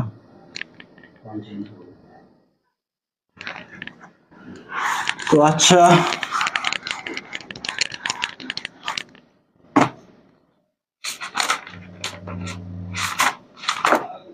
ডিস্টার্ব, আরেকটা হলো তোমাদের আরেকটু দেখে দেই তাড়াতাড়ি এই রুলস গুলো। দেখো যদি অন থাকে, অয়, অয় থাকলে, অয় থাকলে আমরা একার করে দেবো, অয় থাকলে একার করব, আয় থাকলে আমরা ওইকার করব, ঠিক আছে, অয় থাকলে। যেমন আমরা যদি বলি শয়ন, ঠিক আছে, শয়ন নয়ন, শয়ন আর নয়ন, তোমাদের বইয়ে যে এক্সাম্পল গুলো রয়েছে, উদাহরণগুলো রয়েছে, ওখান থেকে আমি দিতেছি। দেখো যে যদি অয়, যেমন আমি সয়, এখানে কি আছে সয়, অয় আসতেছে, যেমন এটা আমাদের কি জানি প্রতিটা বর্ণের সাথে কি রয়েছে, স্বরে অ রয়েছে, যেমন সয়, তারপরে নয়, এখানে যদি আমি বলি তাহলে কি এর ভিতর কি অ রয়েছে, আর এই অন্তঃস্থলে কি অয়, তাহলে এই যে অয়, অয় থাকলে আমরা কি করব, একার, একার করব, ঠিক আছে, ওয়াইটা তুলে দিয়ে, এই ওয়াইটা তুলে দিয়ে আমরা কি করব, একার নেব, ওয়াইটা তুলে দিয়ে আমরা একার নেব, আর আয় থাকলে আমরা কি করব, ঐকার করে দেব, কি হবে, ঐকার করে দেব, ঠিক আছে, ঐকার করে, যেমন যেমন আমাদের যদি বলা হয় নয়ন শয়ন, তাহলে নয়ন এবং শয়নের যদি সন্ধি বিচ্ছেদ করতে বলে, তাহলে শয়নের ক্ষেত্রে হলো কি সে, সে যোগ অন, সে যোগ অন, নয়নের ক্ষেত্রে কি ওয়াইটা তুলে দিয়ে আমরা এইকার করে দেবো, তাহলে কি নে যোগ অন, এটা পরীক্ষায় আসে, ঠিক আছে, তাহলে অয় থাকলে আমরা একার করব, আর আয় থাকলে ওইকার করে দেবো, তো আমরা এটা নয়নেরটা বুঝলাম। এখন আমরা যদি বলি নায়ক, কারণ আয়েরটা দেখো যে নায়ক, নায়ক এবং গায়ক, নায়ক গায়ক, ঠিক আছে, নায়ক গায়কের যদি সন্ধি বিচ্ছেদ বলে, এখানে কি দেখো এর স্বরে আ, তার আয় রয়েছে, ঠিক আছে, আয় থাকলে আমরা আয় তুলে দিয়ে আমরা কি করে দেবো, ঐকার করে দেবো, তাহলে এই যে নর সাথে আমরা ঐকার করে দেবো, নই যোগ অক, নায়ক, তারপরে গই যোগ অক, ঠিক আছে, তাহলে আয় থাকলে আমরা ঐকার করে দেবো, অয় থাকলে একার করে দেবো, দেখা যাচ্ছে না আবার,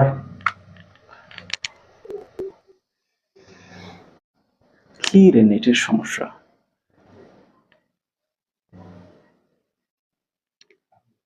এখন কি দেখা যাচ্ছে, বোঝা যাচ্ছে, এটা বুঝতে পারছো নাকি দেখো তো,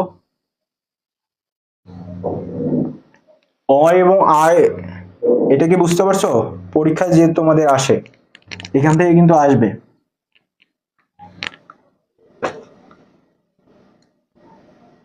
এখন দেখা যাচ্ছে,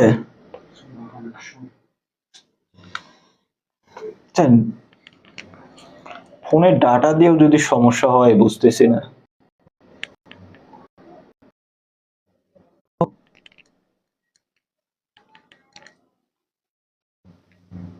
ওকে, তো আমরা সন্ধির যে রুলসটা আমরা দেখলাম, তো আরেকটা হলো অব, যদি অব থাকে, অব থাকলে আমরা ওকার করব, ঠিক আছে, অব, যদি আমাদের সন্ধিদার শব্দের মধ্যে যদি অব, অব কথাটা, যেমন আমরা যদি বলি অব থাকলে আমরা ওকার করে যাব, আমরা যদি বলি লবণ, লবণ, এই যে অব, অব থাকলে আমরা অব তুলে দিয়ে আমরা কি করে দেবো, ওকার বসাবো, ঠিক আছে, এটা গুরুত্বপূর্ণ, তাহলে অব যদি হয় উচ্চারণে, যেমন কি লবণ বানান গেছে কি অব, আমাদের প্রতিটা ব্যঞ্জনে কি রয়েছে, স্বরে অ রয়েছে, তাহলে কি অব, তাহলে কি লবণ, লবণ, ঠিক আছে, কোন সন্ধিদার শব্দের মধ্যে যদি এই যে ব দেখো, আর উচ্চারণে যদি আমাদের কি আছে অব আসে, তাহলে আমাদের ওকারে নিয়ে যাব, ওকার করব, এই অবটা তুলে দিয়ে, অবটা তুলে দিয়ে আমরা ওকার করব, ঠিক আছে, এই জন্য কি হবে ল যোগ অন, লবণ, ঠিক আছে, লবণ, দেখা যাচ্ছে না কিছু, হুম, দেখতে পাচ্ছেন না, আমার এটা তো ঠিক আছে, ওরিয়েন্ট নেট করলে হয় আমার এখানে তো দেখা যাচ্ছে এ বুঝতেছি না, আমার তো এখানে নেট প্রবলেম হচ্ছে না, নেট প্রবলেম এখানে দেখুন, আমার ফোনে তো দেখা যাচ্ছে, আচ্ছা কি সবার কি নেট প্রবলেম দেখো তো, সবাই কি দেখতে পাচ্ছ না, একটু জানাও তো, কে কে দেখতে পাচ্ছ আর কে কে দেখতে পাচ্ছ না, নাই ওরা আছে এখন শর্ট করো, long time video video upload করাই নেট প্রবলেম ইজি টেনে দাও, ইজি না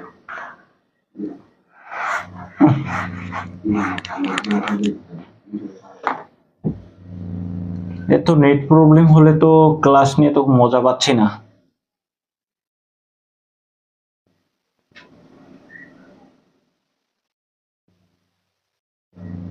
ঠিক আছে,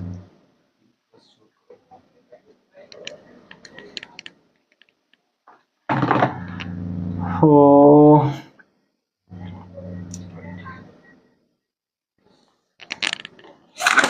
আচ্ছা, আর শোনো এখান থেকে আরেকটা দেখে দিই, সেটা হলো কি বিসর্গ, বিসর্গ, এটা শুধু রুলসটা দেখো, এই রুলসটাতে তোমরা করবা, সেটা হলো কি বিসর্গ, বিসর্গ, ঠিক আছে।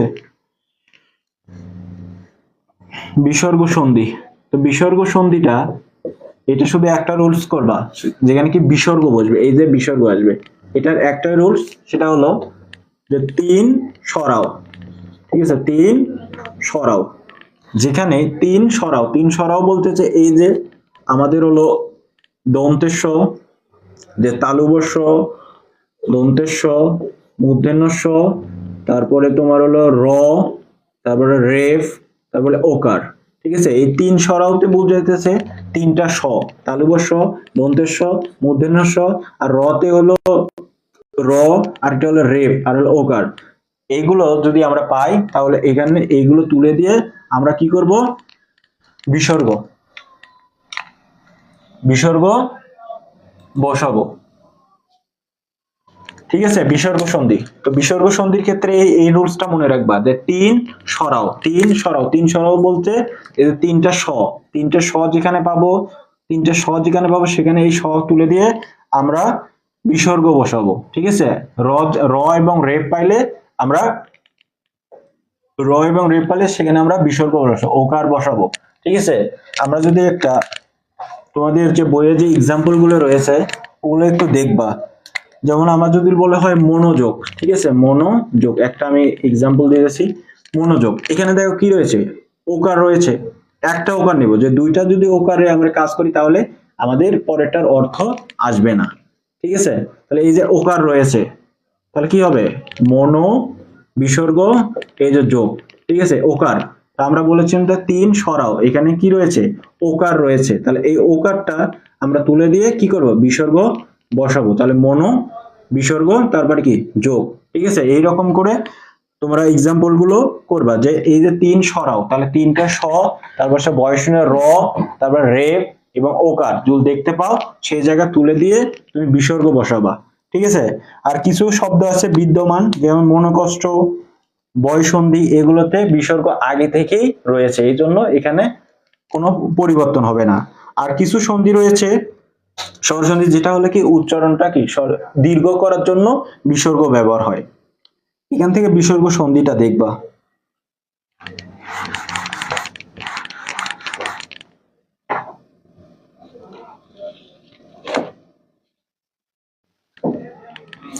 অনেক বড় ক্লাস, আসলে সন্ধি ক্লাস নিতে গেলে অনেক সময় লাগে, সমাস। এখন আমরা একটু সমাসের কিছু বলি। কারক দেখো, কারকের ক্ষেত্রে কি করবা, দেখো কারক, ঠিক আছে। কারকের ক্ষেত্রে মনে রাখবা যে বিশেষ্য, বিশেষ্য, দেখো বিশেষ্য আর সর্বনাম, ঠিক আছে, সর্বনাম, বিশেষ্য সর্বনামের সাথে আর ওখানে হলো ক্রিয়া, ঠিক আছে। বিশেষ্য এবং সর্বনামের সাথে যে সম্পর্ক, সম্পর্ক যে কারকটা হয় সেটাই হলো, সম্পর্কটাই হলো কারক, ঠিক আছে, সম্পর্কটাই, এটাই হলো কারক। যে বিশেষ্য সর্বনামের সাথে যে ক্রিয়ার যে সম্পর্ক, এই সম্পর্কটাই হলো কারক।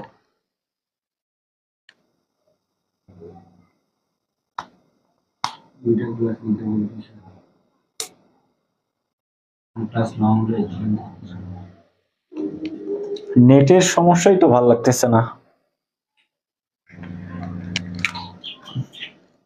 দেখো কারকটা, আচ্ছা কারকটা দেখো, কারকটা তো 5 মিনিট বললেই হয়ে যাবে, কারকটা 5 মিনিট বললেই তোমাদের শেষ হয়ে যাবে। তাহলে কারকটা কি, কারকটা হলো দেখো, কারক যে 6 প্রকার তোমরা জানোই, ঠিক আছে, এগুলো আমি আর বলতেছি না।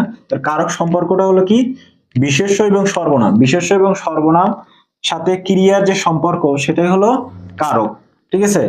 আর এই ক্রিয়া যে সম্পর্ক, যে বা যা, যে বা যা সম্পূর্ণ করবে, এই ক্রিয়া যে বা যা যারা মানে কি সম্পূর্ণ করবে সেটাই হলো কর্তৃকারক বা কর্তা, কর্তা বা কর্তৃকারক, ঠিক আছে, কর্তৃকারক, ঠিক আছে। আর যাকে আশ্রয় করে কাজটা করা হয় সেটা হলো কর্মকারক।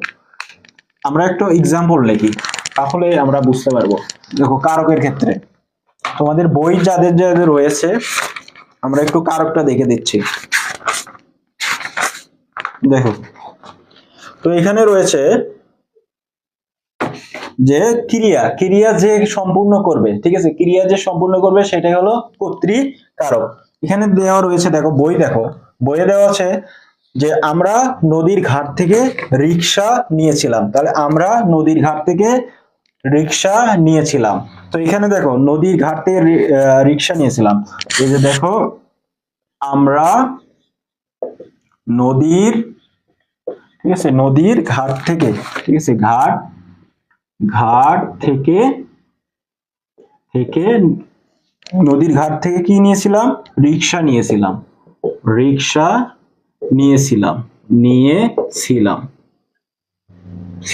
এখানে আমরা নিচে তা রয়েছে। তাহলে এই যে দেখো আমাদের বলেছি কি বিশেষ্য এবং সর্বনামের সাথে যে ক্রিয়ার যে সম্পর্ক সেটাই হলো কারক। তাহলে এটা হলো বিশেষ সর্বনাম, তো এটা হলো কি আমাদের ক্রিয়া। তো ক্রিয়া এবং এই যে সর্বনামের সাথে যেটা সেটাই হলো কারক। এখন এই যে নিয়েছিলাম, কারা নিয়েছিল? আমরা, ঠিক আছে, এই ক্রিয়াটা সম্পূর্ণ করতেছে কে? আমরা। তো এই জন্য এটা হবে কি কর্তৃকারক, যে এই ক্রিয়াটা সম্পূর্ণ করবে, যে বাক্যর যে ক্রিয়াটা সম্পূর্ণ করবে সেটা হলো কর্তাকারক বা কর্তৃকারক। বুঝতে পারছো? কর্মকারকের ক্ষেত্রে মনে রাখবা, কর্মকারক বের করার যেমন এখানে আরো এক্সাম্পল রয়েছে যে পাগলে কি না বলে, ছাগলে কি না খায়। এখানে পাগলে বলার কাজটা কে করতেছে? এখানে বলার কাজটা বলতেছে কি? পাগল বলতেছে। তাহলে বলার কাজটা করতেছে পাগল, এর জন্য পাগল হবে কর্তৃকারক। তারপরে খাওয়ার কাজটা কে করে? ছাগলে খায়, খাওয়ার কাজটা ছাগল করতেছে, এই জন্য ছাগল হলো কর্তাকারক, ঠিক আছে, কর্তাকারক। আবার কর্মকারক হলো কি বা কাকে দ্বারা কোশ্চেন করবা, ঠিক আছে, কি বা কাকে দ্বারা কোশ্চেন করে যদি উত্তর পাও সেটা হলো কর্মকারক। তাহলে কি বা কাকে দ্বারা কোশ্চেন করে কি পাবা? কর্মকারক। কি বা কাকে দ্বারা প্রশ্ন করে যে উত্তরটা পাবা সেটা হলো কর্মকারক। আমাদের শেষের পদে এখন যেমন এখানে দেখো যে শিক্ষককে জানাও, কাকে জানাও? শিক্ষককে জানাও। তাহলে এই যে শিক্ষক, কাকে যারা উত্তর পাচ্ছি আমরা কি? শিক্ষককে। তারপরে কি অসহায়কে সাহায্য করো, কাকে সাহায্য করো? অসহায়কে সাহায্য করো, ঠিক আছে। এই জন্য তাহলে কি অসহায়টা, এখানে অসহায়ের নিচে কি রয়েছে? দাগ রয়েছে, ঠিক আছে। এই অসহায় বা কি বা কাকে দ্বারা প্রশ্ন করে যে উত্তরটা পাওয়া যাবে সেটাই হলো আমাদের কর্মকারক। তারপরে সে রোজ সকালে 1 প্লেট ভাত খায়। কি খায়? 1 প্লেট ভাত খায়, ঠিক আছে। এই যে কি দ্বারা উত্তর পাইতেছি এটা হলো কর্মকারক। আর করণকারক কি? যন্ত্র সহায়ক। তাহলে এই কর্মকারক বুঝতে পারছো। এখন দেখো হলো করণ, ঠিক আছে, করণকারকটা হলো যন্ত্র সহায়ক উপায়, মানে এখানে দ্বারা দিয়ে কর্তৃক, মানে কি যন্ত্র সহায়ক বা উপায়। তো এখানে দেখো যে ভেড়া দিয়ে চাষ করা সম্ভব নয়। এখানে ভেড়া দিয়ে, তাহলে কোনো কিছু দিয়ে, এখানে দিয়ে সেটা হবে কি? করণ কারক। তারপরে এখানে বলেছে যে চাষিরা ধারালো কাস্তে দিয়ে ধান কাটলো। এই ধানটা যে কাটলো কি দিয়ে কাটলো? দ্বারা দিয়ে কর্তৃক, ঠিক আছে। চাষিরা ধারালো কাস্তে দিয়ে ধান কাটলো, তাহলে ধানটা কাটলো কি দিয়ে? ধারালো কাস্তে দিয়ে, ঠিক আছে। এটা কি? যন্ত্র। এই জন্য এটা হবে কি? করণ কারক, ঠিক আছে, করণ কারক।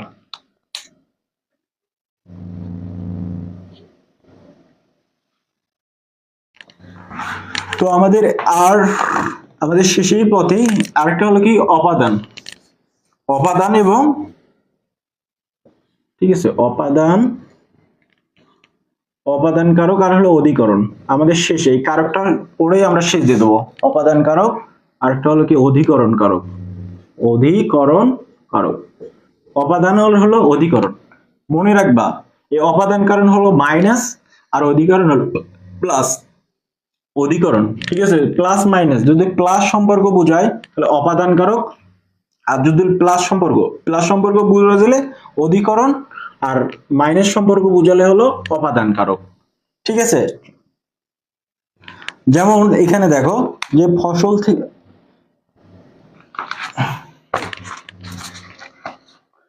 অপাদান কারকের দেখবা যে তোমাদের হলো ক্রিয়া, এখানে উৎস, ক্রিয়ার হলো উৎস বোঝাবে, ক্রিয়ার উৎস, উৎস ক্রিয়ার উৎস।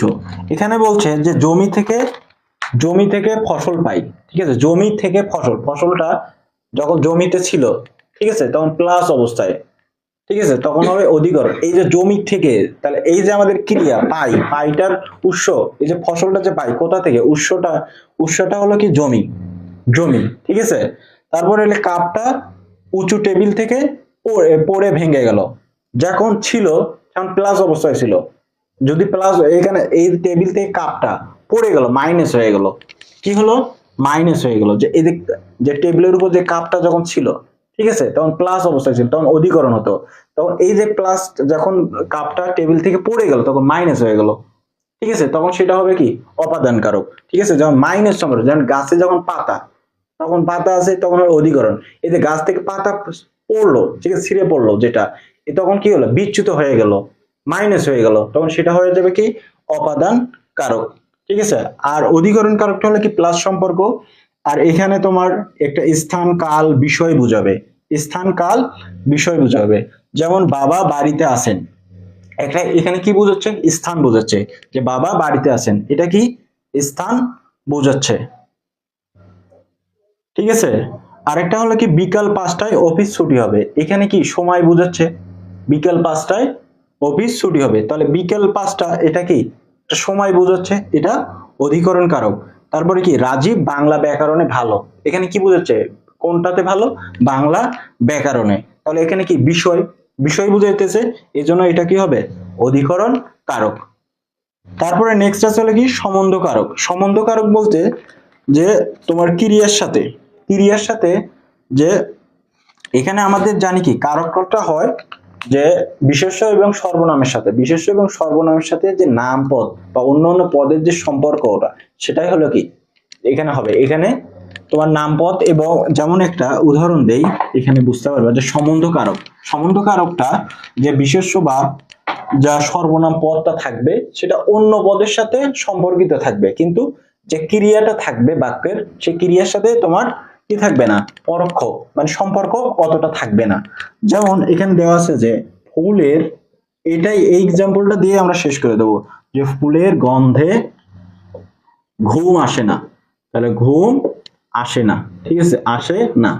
এখানে দেখো যে এই যে আমরা জানি কি বিশেষ্য এবং সর্বনাম পদের সাথে যে ক্রিয়ার যেটা সম্পর্ক সেটাই কারক।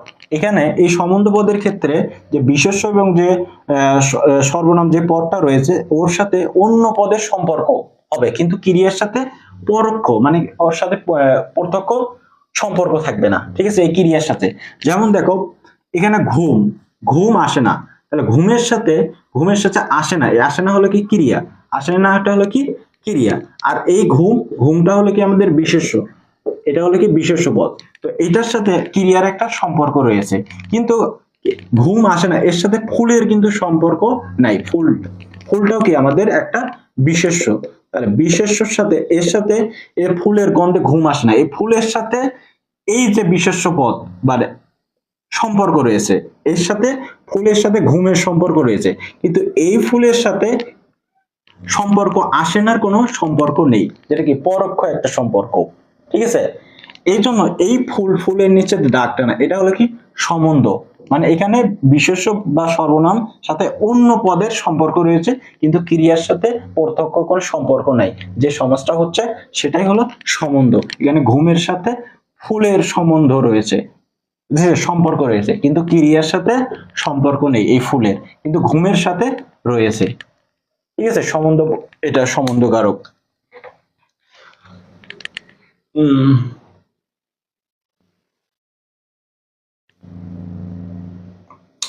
নেটের কারণে আসলে তোমাদের ভালোভাবে ক্লাস নিতে পারলাম না, এর জন্য দুঃখিত অনেক।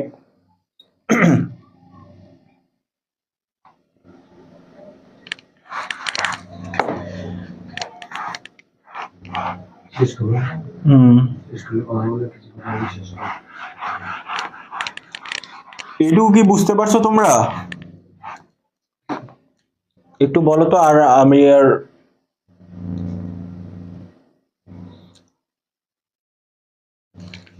মানে এইটুকু যে পড়ালাম বুঝতে পারছো কি? একটু জানাও, আমরা আর সামনের দিকে এগোবো না। সমাজটা পড়াতে চাচ্ছিলাম কিন্তু নেটের কারণে বা বিভিন্ন এগার কারণে আসলে তোমাদেরও মনোযোগ নেই, নেটের কারণে আমারও আর ভালো লাগতেছে না পড়ানোর ক্ষেত্রে। এইটুকু বুঝতে পারছো? একটু কমেন্টে জানাও তো।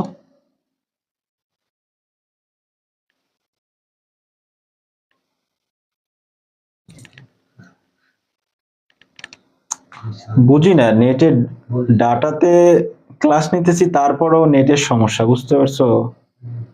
যার কারণে আসলে মনোযোগটা তোমাদেরও চলে যায়, আমাদেরও, আমারও ক্লাস নেওয়ার ক্ষেত্রে মনোযোগটা চলে যায়।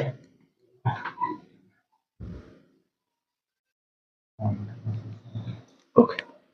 আর আমি তোমাদের এই বইটা, তোমাদের যে বইটা রয়েছে, যে বাকি যে টপিক গুলো আছে, শব্দজোড়, প্রতিশব্দ, বিপরীত শব্দ, বাগধারা যেগুলো রয়েছে, এগুলো আমি হাইলাইটার দিয়ে দাগাবো। দাগানোর পরে তোমাদের এই বইটার যেগুলো টপিকের যে লাইনগুলো গুরুত্বপূর্ণ, আমি চেষ্টা করব এটার পিডিএফ করে, ঠিক আছে, পিডিএফ করে তোমাদের যে হোয়াটসঅ্যাপ গ্রুপে আছে ওখানে দিয়ে দেবো, ঠিক আছে। ওটা নিয়ে টেনশন করার কারণ নেই। আসলে অনেক কিছু শিখাতে চাচ্ছিলাম কিন্তু ওইভাবে তো। আচ্ছা, সবাইকে ধন্যবাদ বোঝার জন্য। তো আমরা কোনো একটা সময় যেগুলো টপিক যদি কোনো সমস্যা হয়, আমরা হোয়াটসঅ্যাপ গ্রুপে ওইভাবে একটা সময় তোমাদের সাথে আলোচনা করে ওই টপিক গুলো আলোচনা করবো, সমস্যা নাই। তো আসলে তো আর এই এই বইয়ের যেগুলো, এটা নিয়ে তোমাকে টেনশন করা লাগবে না। তোমাদের একটা আমি একটা কথা বলবো, সেটা হলো বিগত এই 20 সাল, ঠিক আছে, এই যে 24 সাল, ঠিক আছে।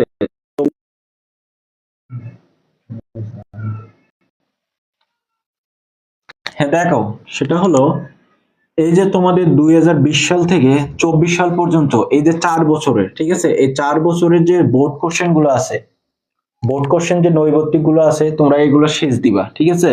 এখান থেকে কিন্তু বোর্ডের কোশ্চেন গুলো একটু সলিউশন করার চেষ্টা করবা, যেগুলো সমস্যা হবে আমাদের সাথে ডিসকাস করবা। আমি